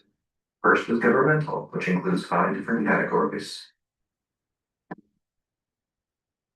The general fund is the government's basic operating fund. It accounts for everything not in another category of fund. Special revenue funds account for specific revenue sources limited to a specific purpose, such as stormwater, cemetery, impact fees, transportation, and street lighting. Debt service fund accounts for the repayment of debt. That includes principal and interest payments for issued bonds. Sometimes resources intended to finance debt service can be found in other funds. The Capital Projects Fund accounts for revenues and expenditures of large capital projects like buildings, equipment, and roads, which may overlap 2 or more fiscal years. The revenues from this fund may include federal and state grants and transfers from the general fund. Permanent funds account for resources that cannot be expended but must be held for an indefinite amount of time. Earnings, not principal, may be used for government services, like a cemetery perpetual care fund. Second is proprietary, which includes 2 categories. Enterprise funds account for business type activities where these are assessed for service, such as electricity, natural gas, food, and water. Internal service funds account for the cost reimbursement of different departments that use common services of the entity. This centralizes the accounting of revenues and expenditures of these services. These may include fleet, information technology, and human resources. Third is fiduciary, which includes 4 categories: pension, investment, and private purpose trust funds, and agency funds.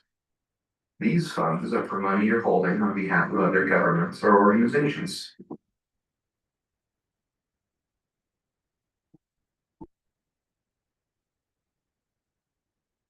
Two minutes. That was it. So a lot of good information there. So here's where we translate and look at Clinton cities. We of course have a general fund that is you see the largest, the most major fund that we have. And generally the funds that go in there are not restricted and are our largest revenue sources. Our carbon tax, sales tax, franchise tax, licensing fees, various service charges, and interest are example of some of the revenues that we see in there. So we do have some capital project funds. So going from left to right, listed are Parks Project Fund. So if we've had, and we've had in the past, various grants to do parks projects, receive revenue within that fund. We also hold our impact fees, our park impact fees specifically, in that fund. So maybe this is more of a definition for the public of an impact fee. It is a payment of money imposed upon a developer for the development of the land. So impact fees are used to account for the impact of the new development on existing public infrastructure and the need for improvements to that infrastructure. So impact fees, it says here, are imposed by municipalities and are paid by the developers. So in this case, you can think if it's a residential development, they may be charged a park impact fee because of the increase in our population. As we talked about previously with the land studies, the land development, parks are important and that usage or the demand may go up. So these impact fees are collected so that we can improve those facilities, either existing ones or create new ones. So because they are restricted, we have to account for the revenue in, the expenses out. Also, the interest on these impact fees also kind of adopt the same restriction as the impact fee themselves. So we have to we allocate interest to these impact fees and then also track the interest paid on that as a whole for them. We have a large capital projects fund, which we operate a lot of kind of our public works projects out of. But within that fund, we may have transfers from our general fund into the capital projects fund. We may see grants as well, have grant funds in there. We also have some other restricted revenue that are tied to projects. One being our Class C roads tax revenue, and our gas sales tax revenue. So I'll mention this one about our Class C roads. So both the Class C roads and the gas tax have a restricted use that they have to go towards, of all things, the names seem pretty clear, our roads, right? So we have to account for those expenditures. But the way that the Class C roads tax works, and as far as our revenue that we receive, or the allocation from the state that we receive, they have a calculation. So I've got it kind of simplified here. So what we receive is based off of an account that the state manages. But of that account, 50% of what they allocate to say, Clinton City is based off of our population to the population of the state. So the other 50% of that account and their allocation out is based on the percentage of Class C roads via mileage that we have compared to the rest of the state. So that just gives you an idea of how they determine what we receive compared to others in the state. Moving on to the right, so we have a special revenue fund example. In this case, we have a rat tax that we collect in Clinton City. So we have a special revenue fund set up to capture that and the expenses. Also present interest or calculate the interest to capture that. We have a permanent fund, so we have a cemetery, trust fund where we charge perpetual care fees. And interest goes also into that fund, but it is restricted to the use of the perpetual care of the cemetery grounds. So those all fall in the category of governmental type funds. Now let's talk about a few examples of our proprietary government type funds. So this is our internal service and examples of a few of our enterprise funds. So we do only have one internal service fund currently, and that is our motor pool fund. So the money that goes in there is transfers from other funds in the form of user fees.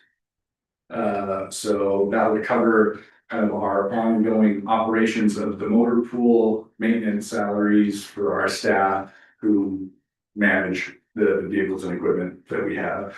We also use the motor pool fund to hold reserves for future replacement needs of those vehicles and large equipment. Now, all these are examples of our enterprise funds, and generally you'll see the same things in these enterprise funds. They're designed to be, and maybe this is more benefit for the public.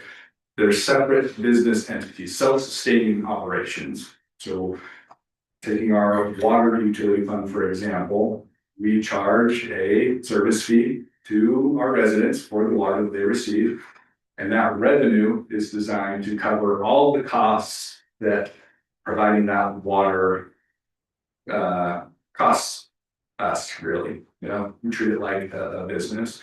So we also collect impact fees from developers. It goes into that to help with any sort of improvements to the system caused or needed because of that development, and also interest that we receive.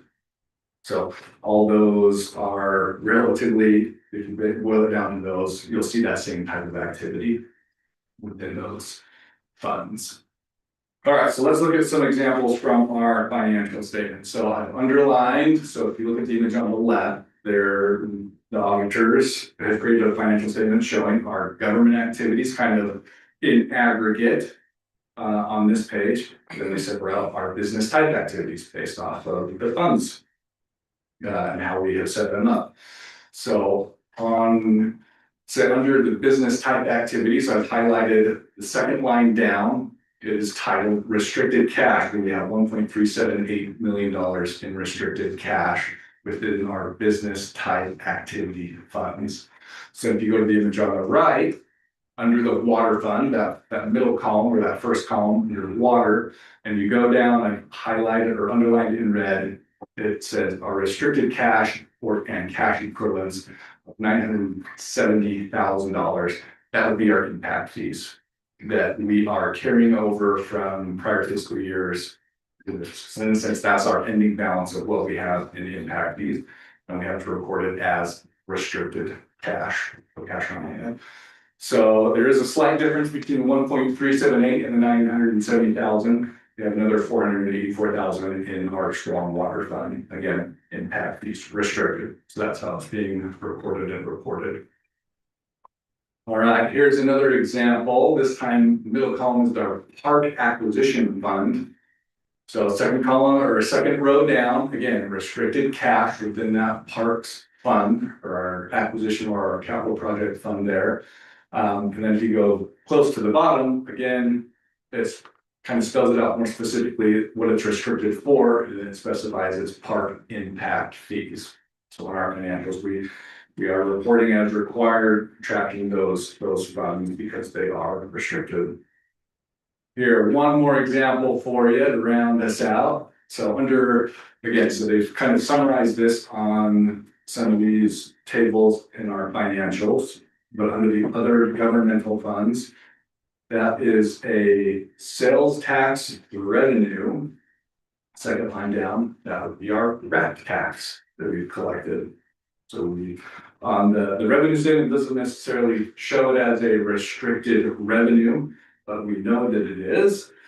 And it goes into its own special revenue account under RAT tax is the title. So we've got that same sales tax revenue highlighted under the RAT tax for $315,925. Maybe something else to mention about the fund and the fund balance. It isn't just the amount of cash that we have in terms of fund balance. It is in a sense, all of the receivables potentially as well. So we have to look at that when determining what the actual fund balance is. So there were a few examples for you to see kind of how we tie those all together, whether it is in its own separate fund that we account for the restricted revenues, or the Impact Fee Act also allows for the impact fees to be kind of have their own special coding and reserve coding within the general ledger and on the general fund. So we do have some of that as well, which is allowed by that regulation. So congratulations, you made it. I finished, but I have one more joke for you. What is the difference between an accountant and a lawyer? An accountant knows they're boring, so. Hopefully you don't have any questions, but in case you do, if you have any questions. Anything from the council? That was fantastic, Corey. You made us love the numbers. Okay, we're done. Thank you so much. That's great. We really appreciate it. We appreciate what you're doing for us. All right, so now we're moving on to our consent items. Just going through this list, we have the minutes on there, so we had some changes to the minutes. Lisa, would you like to report on what you did there? Just for Councilmember Danson, I think he had his question. Oh, yeah, we just corrected, from the initial set that went out, but I believe I updated it on the website. Just corrected the minutes portion, I had not saved previous versions, so. So the city council comments were just corrected. Everyone good on that? Okay. All right, so there's the minutes, and then we have the accounts payable. Any questions about the accounts payable? Okay. All right, and then we'll have the resolution on updating the consolidated fee schedule, so if we can bring that up. All right, and we're gonna bring our Public Works Director, Dave Williams, up to report on this topic.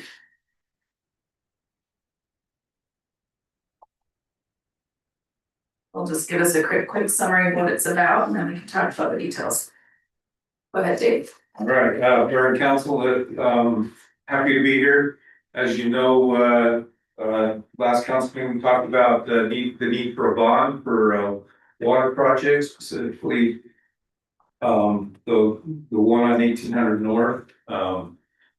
We've exhausted all our resources in which to pay for this, and so we're just asking for an increase in the water rate to make the bond payments as we enter into this bond. The rate increase total would be $418 per connection. And last July, we've received $2.74 per month. And so now we're asking for another $1.44 so that we have enough money to repay this bond. Perfect. So yeah, this $1.44 would complete the $418, so now they would be receiving the full $4.18.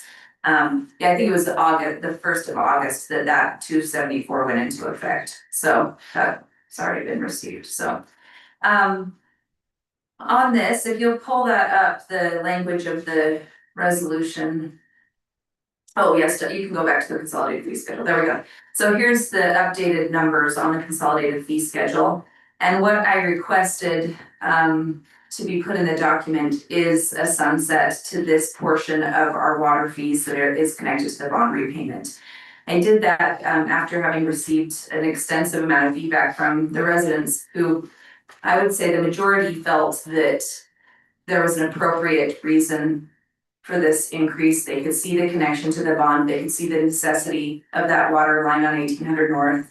And the main frustration that people said to me is that they were concerned that once we implement an increase for the purposes of a bond repayment, that they would want to ensure that that increase would be removed once the bond was paid off.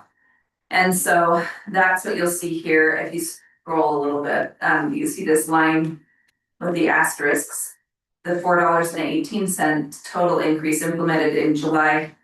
I think it was August that it went into effect. What? It was July? You should. Okay. All right, and then March 2026 will sunset at the time of full bond repayment. And so, Lisa talked about she can put the asterisk up top too, so that it can read or something to make it.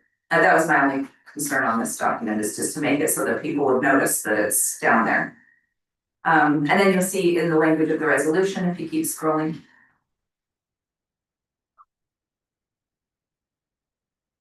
Oh, this isn't the updated one, that I think you did pull that one up, so because it's different from what was in the agenda packet.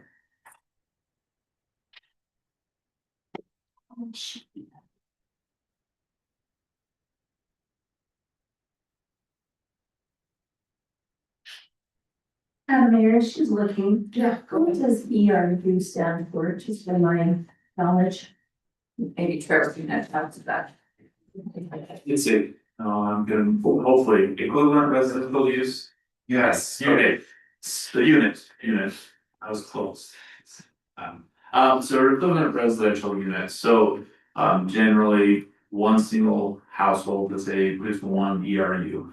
However, when you get to business uses, a single business like Walmart would not be one equivalent residential unit because they're a larger use of that. And so we have calculations on what that would be for those different users. And it varies, right? So if you're a car wash, your ERU percentage will be larger on a water side and a sewer side versus a boutique shop that may be more equivalent to an ERU, single ERU. So we would just go on to that.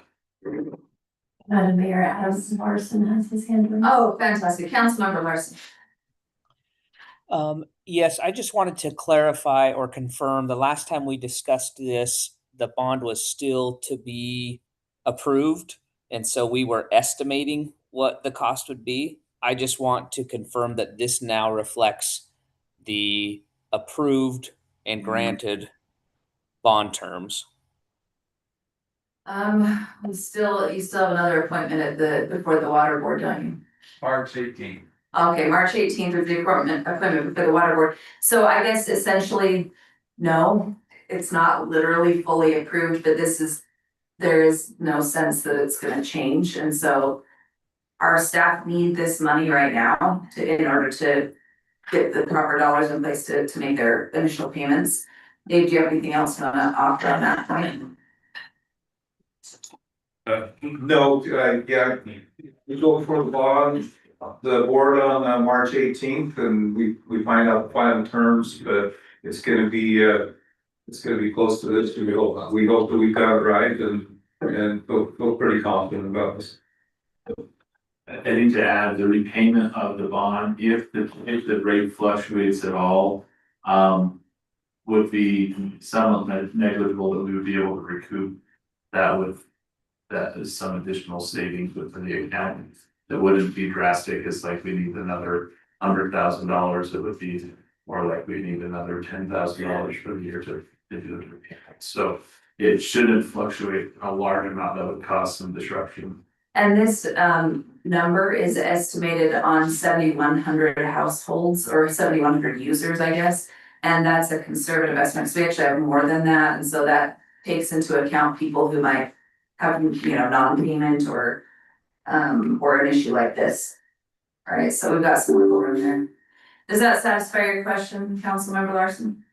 It does in the case that the bonds are less favorable, but if they are more favorable and these calculations now will provide us more money than what we would need to repay it, would that just shorten the time that we would have that fee on the bill?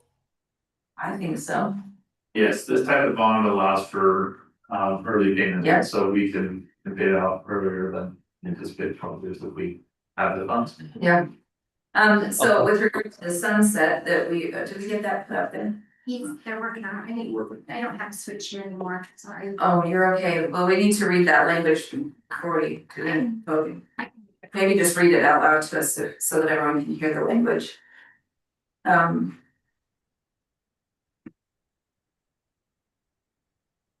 So it's under the now therefore be it resolved by the City Council of Clinton City, Utah. It's number 3. Sunset of increases. The City Council intends that the portion of the rate increase associated with the repayment of the bond shall sunset and be removed from the consolidated fee schedule upon full repayment and satisfaction of bond obligation. The applicable portions are the $2.74 implemented in August 2025 and the $1.44 implemented in March 2026 by this resolution for a total sunset of $4.18. And then I think that might be July. Okay, so we'll just have to make sure that our months are consistent. So with regard to this sunset, if we choose to implement it now, it just ensures that any future city council would see that that $4.18 is going to drop off unless they choose to act otherwise. So we have no power over what a future council does, and so they could turn around and decide to immediately reinstitute the $4.18 or any other number that they feel is appropriate based on what the circumstances at the time. So I imagine that they would look ahead, you know, starting, you know, 2 years prior to the bond repayment and start looking ahead at, you know, what kind of projects do we have on the horizon, what are our needs? And it would be, you know, their prerogative to say, we actually can't tolerate a reduction in this because we have another project coming online. But for our purposes here, with what we know and can see as the current representatives of the city, it would be my recommendation that we do what's in our power to protect their residents' pocketbooks by saying we have no knowledge of any future project now. This is the intent is to pay off this bond, and our intent is to retire that $4.18 once that has occurred. Are there any questions from the council on that? Well, I guess just on any part of that. No?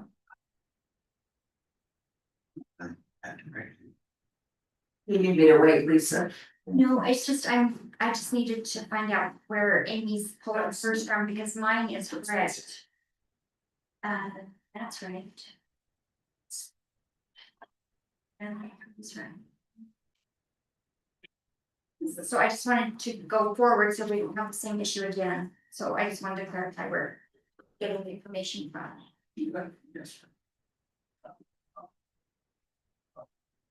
So is that where she's from? She got it from the. Where, and then all this. Okay, I'd rather spoke about.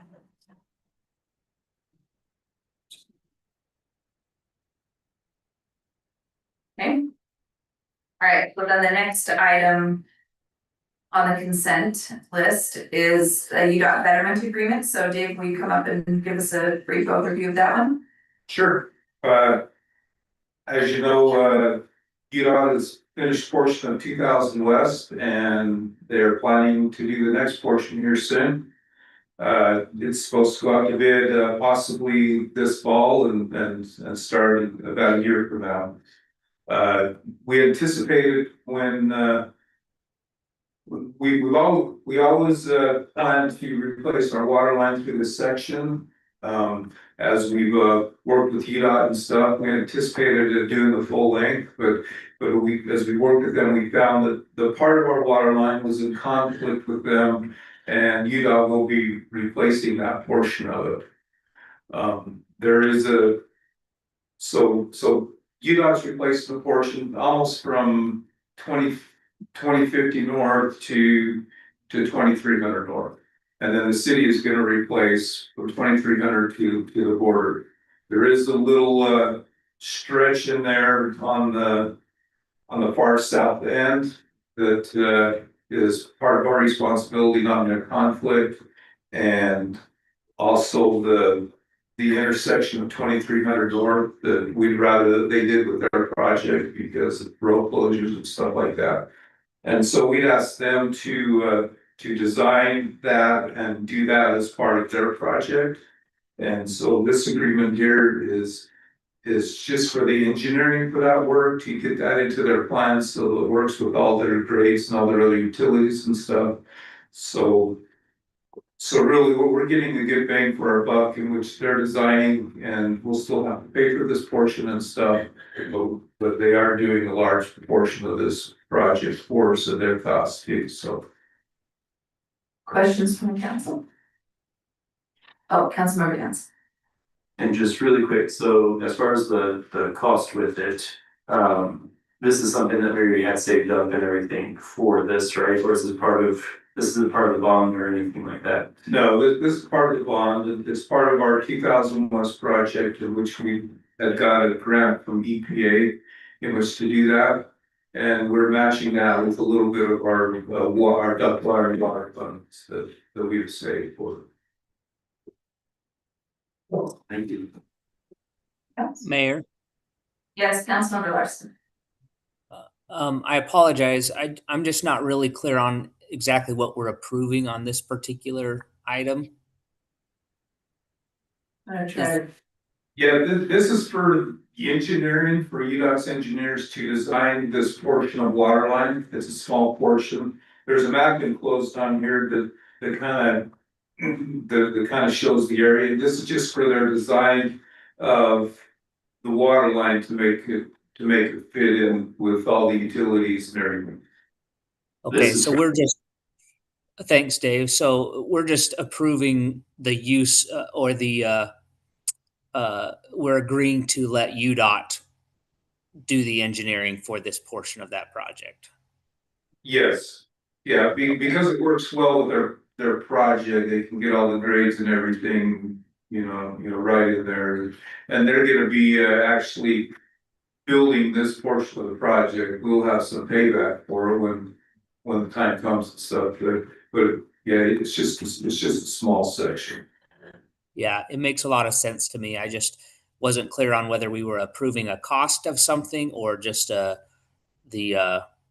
arrangement, if you will.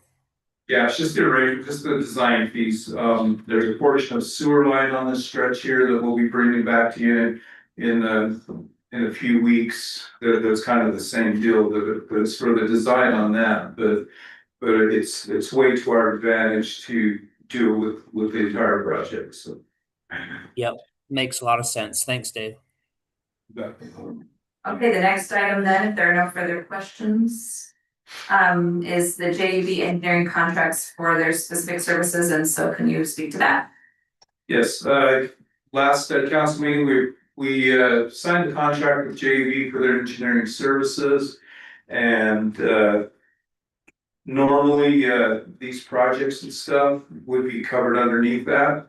But there's 4 specific projects on here that we have brought contracts for, that each one of these have different funding sources, different entities in which we're doing it for, and they all require different engineering type contracts specific to that project. And so these are them. One is the well project that we're doing now. Bureau of Reclamation is the one who's granted us money on that, and they want specific things in their contract. The 2000 West Waterline project, that's the one I was just talking about, where we're doing a portion from about 2300 north to the city border. And we've got an EPA STAG grant for that, and they require their own contract and wording of that. There's a transportation master plan that we've got a UDOT TPA grant for, and UDOT requires certain wording in their contract. The other one is this 1800 North Waterline project. To the bond from the Board of Water Resources requires contract also. So we just kind of bundle all these together, and these will cover this work. It's nothing out of the ordinary or something that we don't already have covered with our contract that we do have with JB. Okay, questions from Mr. Johnson? All right, then Zion's public finance contract. Okay, the council back in September approved a contract with Zion's Public Finance to do impact fee studies and rate studies on different utilities and parks and stuff. And it was approved by the council. Then we just did not have a contract with this, and so let's just get a contract signed. And maybe we can, and I know that Trevor probably has some opinions on this, but maybe you can talk to us, Trevor, about why you want to do these studies, because, and sometimes I'm nervous about the studies because I think they're gonna tell us you need to spend $50 million on all these things, and my response, thank you for telling me we're short in our stuff, we're a normal city, so Yes. tell us because this is a significant amount of money for us to spend on somebody to just tell us that we don't have enough money toward these projects, something we already know.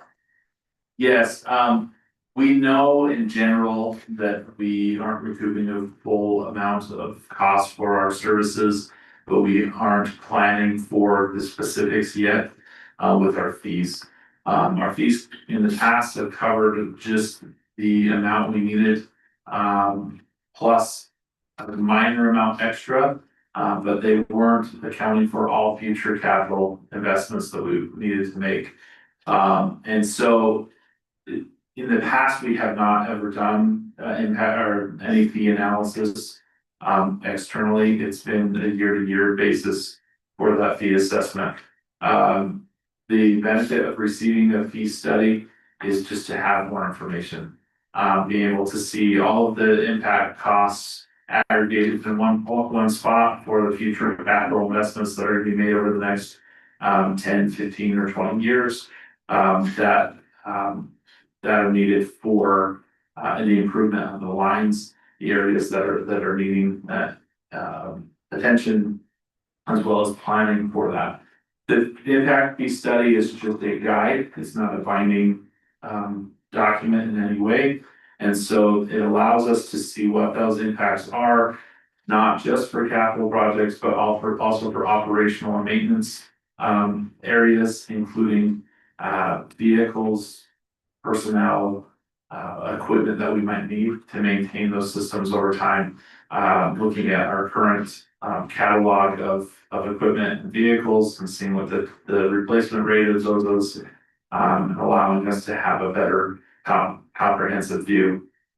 That is a larger total. Majority of that is paid by those enterprise funds individually to recoup those costs in the future.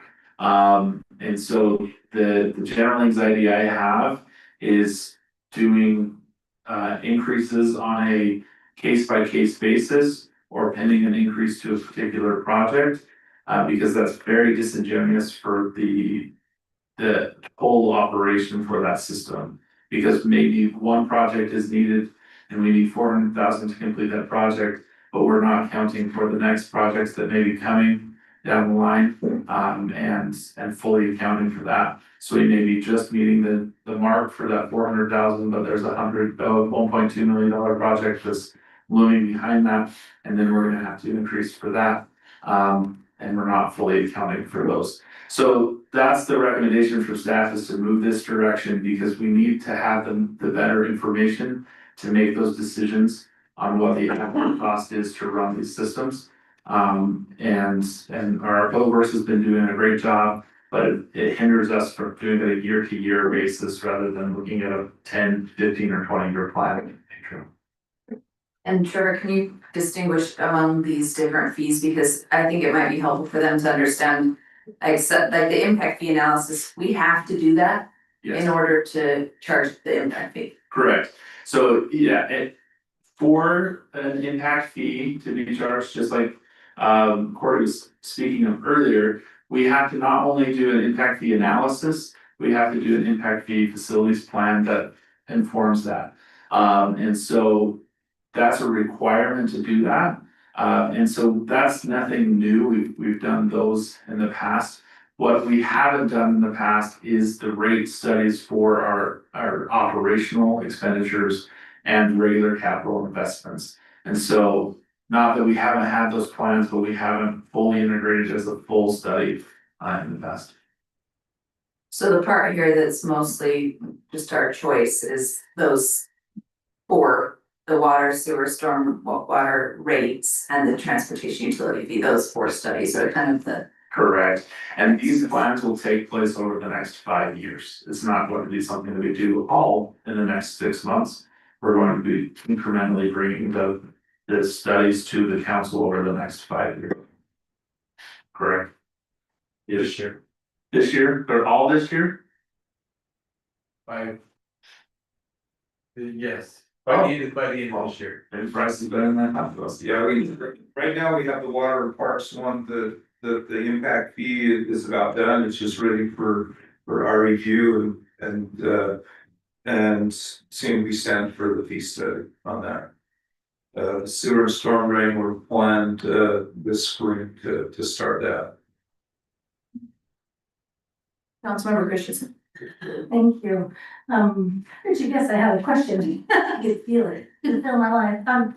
Do these studies help us prioritize future projects and help us make cost benefit analysis in terms of, future planning? They can help inform the cost decisions on the recruitment. So if we're uncomfortable, say the fees study comes back and says you need to increase fees by 30% in order to do these projects in the next 5 years.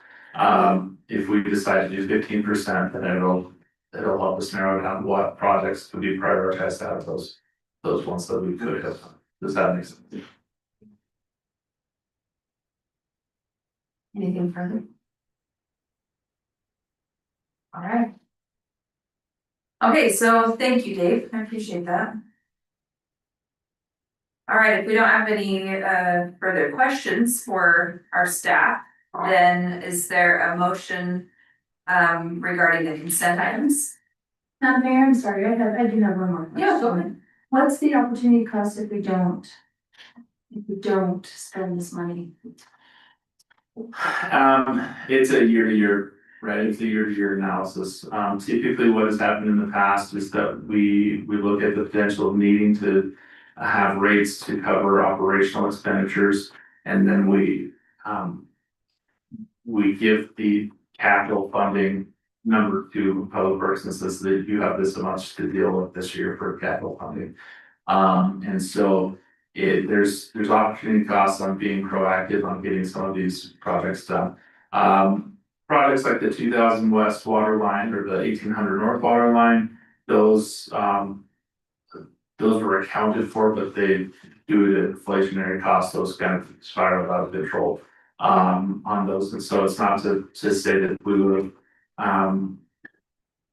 have covered that cost completely and we wouldn't have any issues there. However, we probably, if we had that and we're being able to save money towards those projects, we would have been able to divert some of the funding elsewhere to deal with the projects. So. Thanks. If you have any concern, you can always make a motion to remove that topic from the consent items and postpone it if you're concerned about this. Okay. All right. Any other questions then? All right, so then there's an opportunity for a motion on this. I move to approve the items in the consent agenda. All right, we have a motion by Councilmember Searle. I'll second. All right, and a second by Councilmember Arby. So the question before us is, do we approve the items on the consent list? And Councilmember Searle, it's your motion, so if you want to speak on it, you may. Nothing, anything further? Councilmember Christensen? Just that we clarify, how do we clarify that we're checking the date, whether it's July or August? Oh, that's right. Yeah, how do we specify that properly? Yeah. You wanna just alter your motion to say, to have the staff, edit the consolidated fee schedule to ensure that it's accurate and Yes. consistent. All right, that's the updated motion. All right. And so you fine with that with your second? Yes. All right, so the question before us is, do we approve the items on the consent list with the update to the consolidated fee schedule to ensure that it's accurate and in good shape? All right, and any further discussion on that? Okay, then we'll do a roll call vote, starting with Councilmember Christensen. Yes. Yes. Yes. Yes. Yes. Okay. Consent items pass unanimously, and thank you for that. That was a long consent list. All right, now we'll have our council reports. Moving to our other business, Councilmember Christensen, anything from you? Just briefly, I had the opportunity to attend the planning commission meeting last week, and I appreciate the efforts of Peter and the planning commission as they're revising and refining their governing ordinances, is that the right terminology?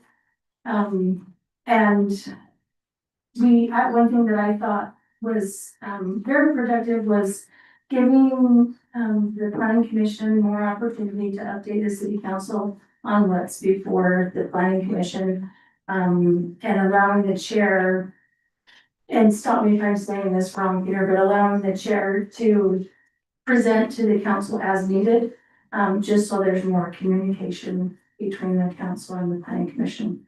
I like that. I was also thinking, I was grateful that you went to that and that you support them in their swearing in of their new planning commission members, which was fantastic. Thank you. And I was thinking that perhaps you've already thought of this, but on the flip side, the opportunity for you to be able to share with the planning commission what's going on with the council, so they can feel in the loop. And maybe they can give you a chance to report to them during their meetings or something, so. I'd be happy to do that. Yeah, I thought that'd be a great idea. Thank you. Perfect. Anything else? All right, Councilmember Arvin. Madam Mayor, the only couple things that I have, one is the Arts Committee is going to put on a Lucky to Have You Children's Dance in March. They always do it around holidays in March, St. Patrick's Day, right? That's right. Great. I got my month right, put that on the record. And so it's March 13th, 6:30, 7:30, so if you want to come, it's always pretty fun. And the other thing is just we're in the midst of Clinton Comeback Week. I'm sure you're planning on talking about it, yes? Back to it. Okay, well, I'll save my breath and you talk about it, but go out and spend your money on Clinton businesses. So that, we can have a successful comeback to Clinton, so otherwise, that's it, thank you. That's awesome. Thanks so much. Councilmember Sir. I'll have a more robust report next time, but for this one report, the sewer district just completed their solar panel installation, so they have the batteries and the ability to sell power back into the grid. So that they can use battery power when costs get high and high power when necessary when it's lower.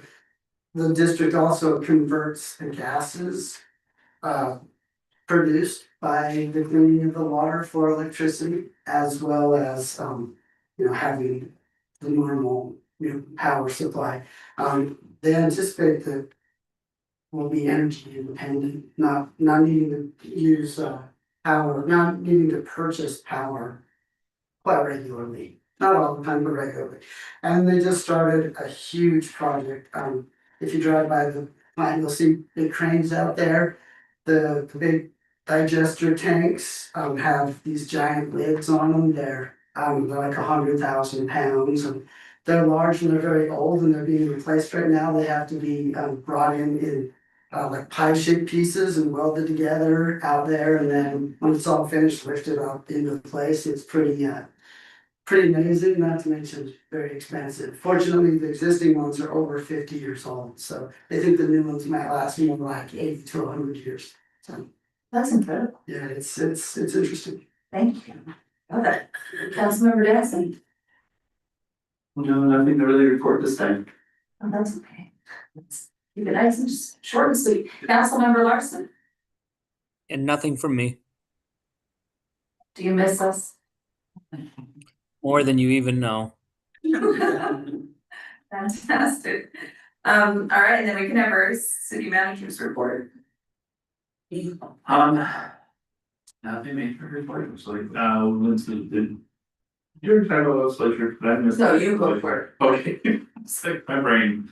We went to the state legislature, LBC with ULCT this week, with utilities in the city and town, it's a lot of acronyms. So I apologize for that. There is a lot of FERPA right now for water fees and taxes up on the rest of the state legislature, and so just keep your eye out. We may need to recruit help for contacting and blasting all our legislators if it gets a little crazy, but a lot of things to look at, a lot of movement and changes, and so I'm not gonna go into all the details there. But there could be some significant changes to the trade and taxation process, and possibly the property tax itself if there's some movement there. So, lots of movement though. There's not any firm bills that are ready to be signed yet. And so, so just keep your eye out on those. It's an exciting time. If you haven't signed up for the ELCT or emails, that's a great thing to be a part of and just see what is going on there. And they have some bill trackers. You can go see what city affected bills are out there as well.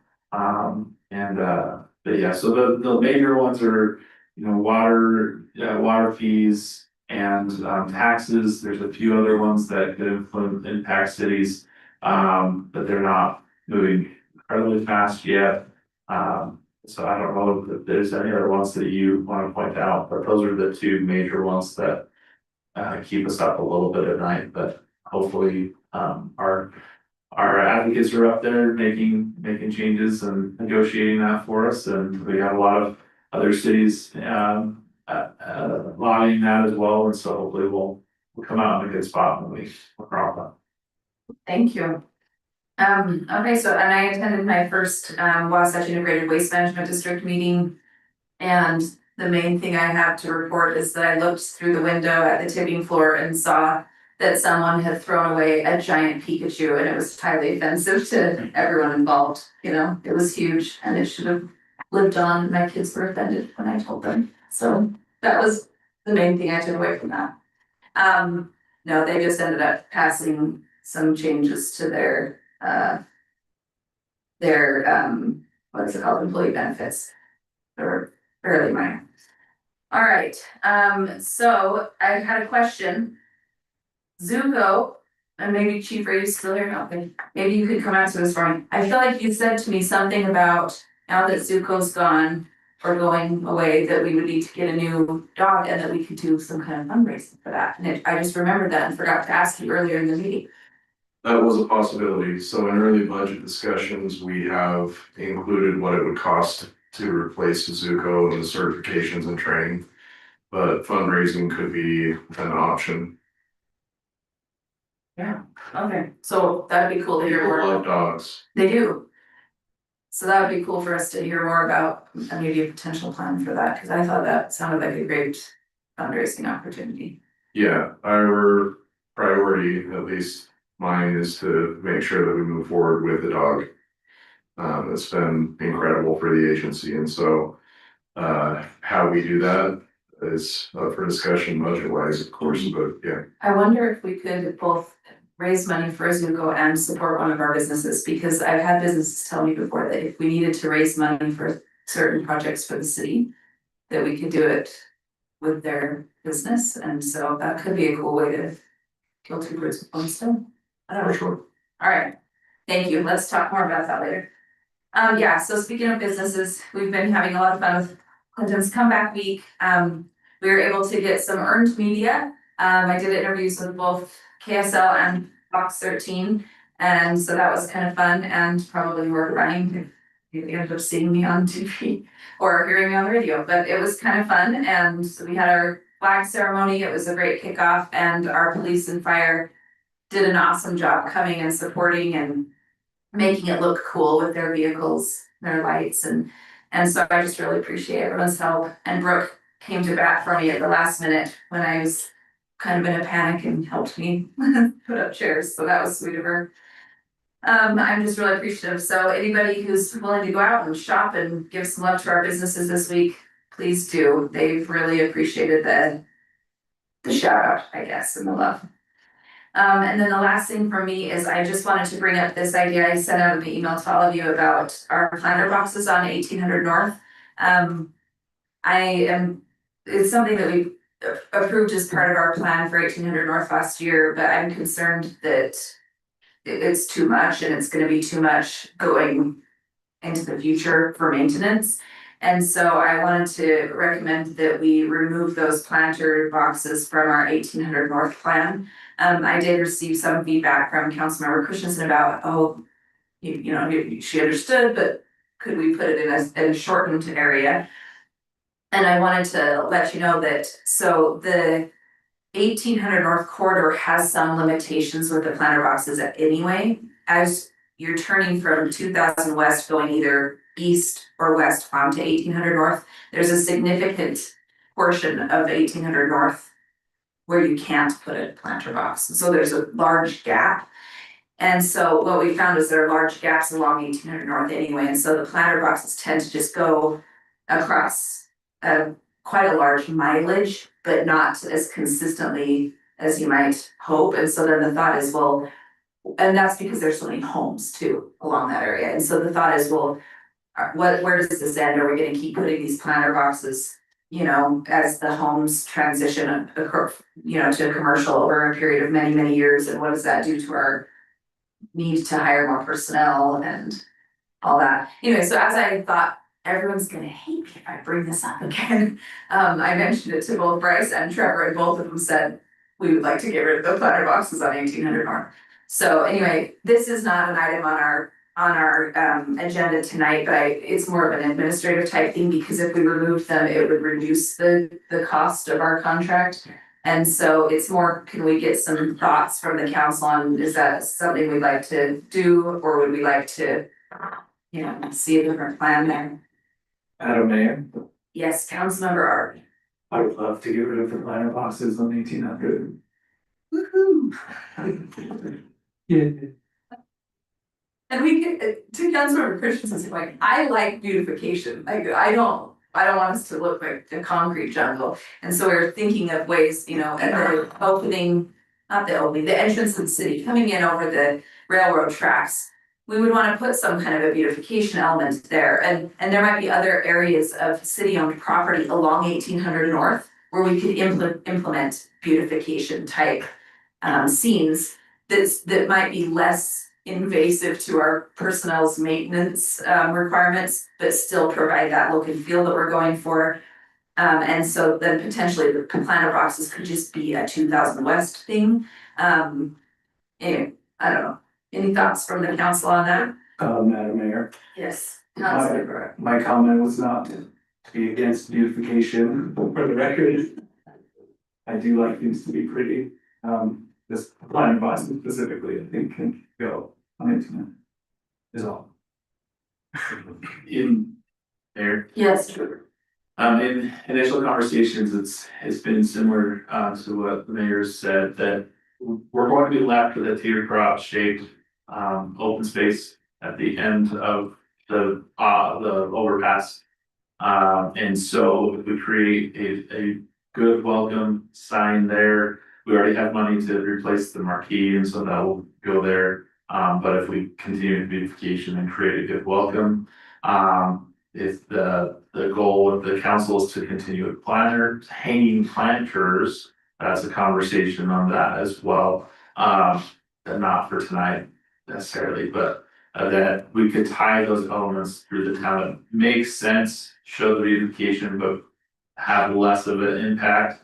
The concern with the planter boxes is just there's a lot of them, and in my experience, if it's not a high density area or a well trafficked area, a lot of times those get put on the back burner for taking care of other pressing areas. And so we worry about having planters that are designed for growth to be natural vegetation acting, and then we set it and forget it, and then 15 years down the line or pulling them out because it's an eyesore. So that's awesome. Yeah, Councilmember Christensen. I'm killing this.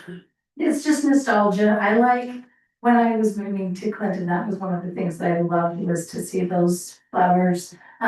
Just along, I mean, even just from Linwood down to 2000 West, is that not doable? And I don't know the heartburn that goes with the hanging flowers. So this wouldn't necessarily be the flowers, it'll be ground level planter boxes. Yeah. So then I apologize, well, so let me clarify. When I say planter boxes, for everyone listening, I'm talking about the low level curbing that used to be 6 inches and that UDOT skimmed off and made 4 inches of curbing that's like 20 feet long 20 feet. 20 feet long, and then it has like these bushes in it with rocks. That's what it is, and so you'll see those along 2000 West, and they're cool, and they're gonna look good when the bushes grow up, but they'll have to be trimmed and maintained and all that, and yes. The hanging baskets, the nostalgia, nobody has nostalgia for these planter boxes that didn't exist until now, but the hanging flower baskets, you and 3/4 of Clinton are on the same page. Everything should makes all the difference, Yeah. the boxes can go. So do you wanna pull that up and show them what, cause I think that would be helpful, sorry, Trevor. Yeah, Bryce emailed it to you tonight. And this will help the council members who haven't been working on this project with us in the past to see what we're talking about, how there's this area of where between 2000 West and Powerline Park, where you can't put anything in the public right of way because there's no space at all. So there's no space for even a sidewalk really. I mean, they have to put a sidewalk, but it's very tight. You get, they're opening it Okay. up. Bryce, since you're here, do you wanna come up and talk to us about the planters? He loves it. He was so excited when I brought it up. You came all this way hoping we'd mention the word. I love planter boxes. Any more of them. Been a fun topic for what, I don't know, 3 years now? Dang, 4 years?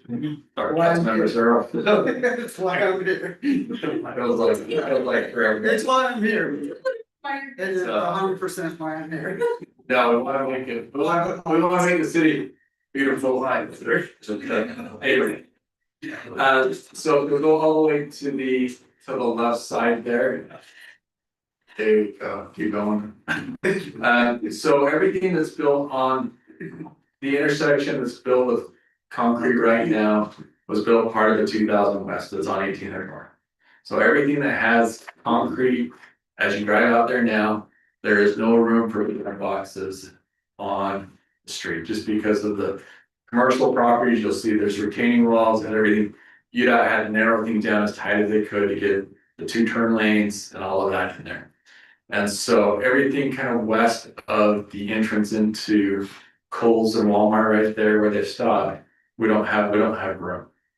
And so coming from there, there's a spot where we have room to put some planter boxes in if you want, and the council a year ago decided to thin them out, which was the right choice, because there was even more than what's out there now. And so the red X's are the ones that were removed, then the green, kind of see the green circles are the ones that are left. They're spaced at 160 feet apart. And the planter boxes are 20 feet long.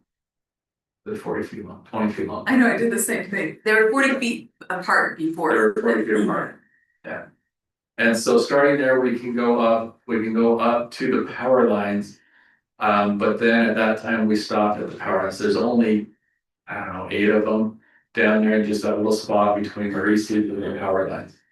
And then it skips up to near Clinton Elementary and goes across for Clinton Elementary and the commercial businesses there. And then so there's this big gap. We didn't, at the time we chose, the council chose not to put any in front of residential homes. And so that's why we skipped that spot. And so there's been concerns since it's looked about this, because it's still disjointed of, hey, we're gonna have these big stretches out there with them without trying to focus on the commercial part. So if you come down the bridge, the future bridge of the 1000 West, where it touches down, that's where the planter will start and go down to kind of the west end of Clinton Elementary. So talking with UDOT, we can remove them. We have a couple months, we can let them know if they want us to remove them. They have not put any infrastructure in, so we just need to let them know. If you'd like to put them in, pull them out. Or good either way. I just started feeling anxiety about them, so I had to bring it up. Just tell us before they start building them. That's my only request. Councilmember Searle, is this your life's wish to have it removed? Can we do it right now? Yeah, no, you guys, you can tell them right now, because it's just that they would just go do that administratively, it would just reduce the cost of the contract. It is seriously not a joke. That's the lights and the planter boxes are the reason I'm here today. The first time I came to a city council meeting, and I don't know how long, this was being discussed, and that's honestly was my main. Yeah, that was so funny. So I wanna have some clarification. It will relieve some beautification budget in this, right, Bryce? Yes, I did not look at their agreement of what we had on there, but yes, it will. Each one of those planter boxes is roughly $3,000 plus the irrigation system that goes into it, so it will lower that cost down. And we should be able to take that money and apply it to the streetlights that are on there. UDOT's gives Clinton City about $300,000, somewhere in there. It's been a year and a half since we put together the agreement, so my numbers might be up a little bit. Towards that, and so we're about break even, we were like $14,000 that UDOT was giving back to the city. So we'll take the cost of these planter boxes, that'll be a credit, and apply them to putting our streetlights in, so that we won't have to use city funds to purchase the streetlights. If we can't use it for beautification on there, UDOT just puts it back in their fund and goes, so it's not like we can't take it, I mean.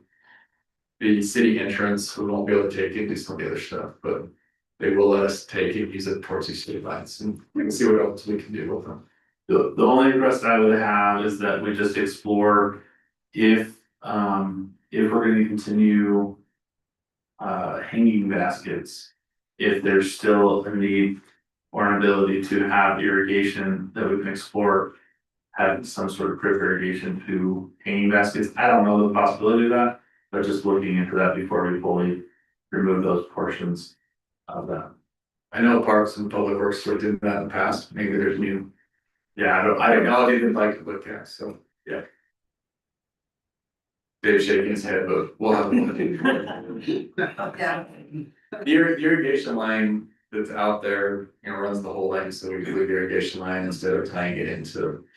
Planter boxes, tied in flower baskets, and that's. I just would like to make sure we fully explore that before we step. Unless somebody that has to deal with the drip irrigation system and plugging and how that all works, make those calls. I'm happy to put it there, I got the water there. Is that a secondary irrigation or is it a culinary irrigation? This one's hydrocolonary system. That does make a difference. There's also fertilizer and other things you have to get into them, so you still have to get there frequently, things like that. That's the biggest thing, they're fertilized, twice a week, so. Yeah. And I'm not sure if we want to put liquid fertilizer in our sprinkler systems, but. No, if it's a fertilized supplement twice a week versus twice a day. So it's a great discussion, it ought to be looked at right now, so if we're going to do it, now's the time to put that backbone in, so. Once the sidewalk and all that stamped concrete goes down. We're not gonna do it.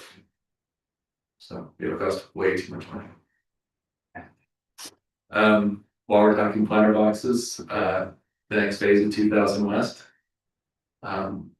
Previous direction was to run to the city border on there, so I will send a map over to Trevor that he can send out to the council of currently how they have them laid out. They just followed the spacing, the 160-foot spacing, all the way to the road border. In front of Home Depot and all of those, the city has the option, like, do we want to stop at 2300 and just make 13 to 2300 the corridor? Do you want to go all the way? So we'll send that drawing over to you, let you look at that, since we're modifying this. If the council wants to go a different direction before UDOT gets those. So that does make sense to just say, hey, we've got this segment of planter boxes from 1300 to 2300, it's kind of equidistant, and that's our little planter box area, that it's as the business district, ramps up. I don't know what the future holds for our business district between 1300 and 800 north. But it's always a possibility to look at it that way, so. But we can talk about that. So we'll send that in, send these out to bid later this fall, so while we're having the topic, if we want to make changes on 2000 West, let's make them now before it goes out to bid. Is the council comfortable tonight then giving administrative direction to eliminate the planter boxes on 1800 North and to look into the proper use of the irrigation line? I see unanimous support for that in the room. Councilmember Larson, do you have any tantrums to throw? I already did it. I'm into the coping phase of the grief, so we're good. Fantastic. Bryce, you have your marching orders. Or your dance as you walk out. It's just been part of life. So we'll get with you and if they need anything, we'll get with Sarah, but have them take care of us. Thank you. Councilmember Stroll's the happiest we've seen him all night. Just wait till we touch street lights. Can I hear? Yes. Yeah. Just to clarify, I just checked the minutes and we did approve that rate increase for the water fees for the July 1st. It started in July 1st. Sweet, okay. Thanks for checking on that. All right, so anything else for tonight? No. Then in that case, we've come to the end of our agenda, and so it's time to adjourn. This meeting's over. Stop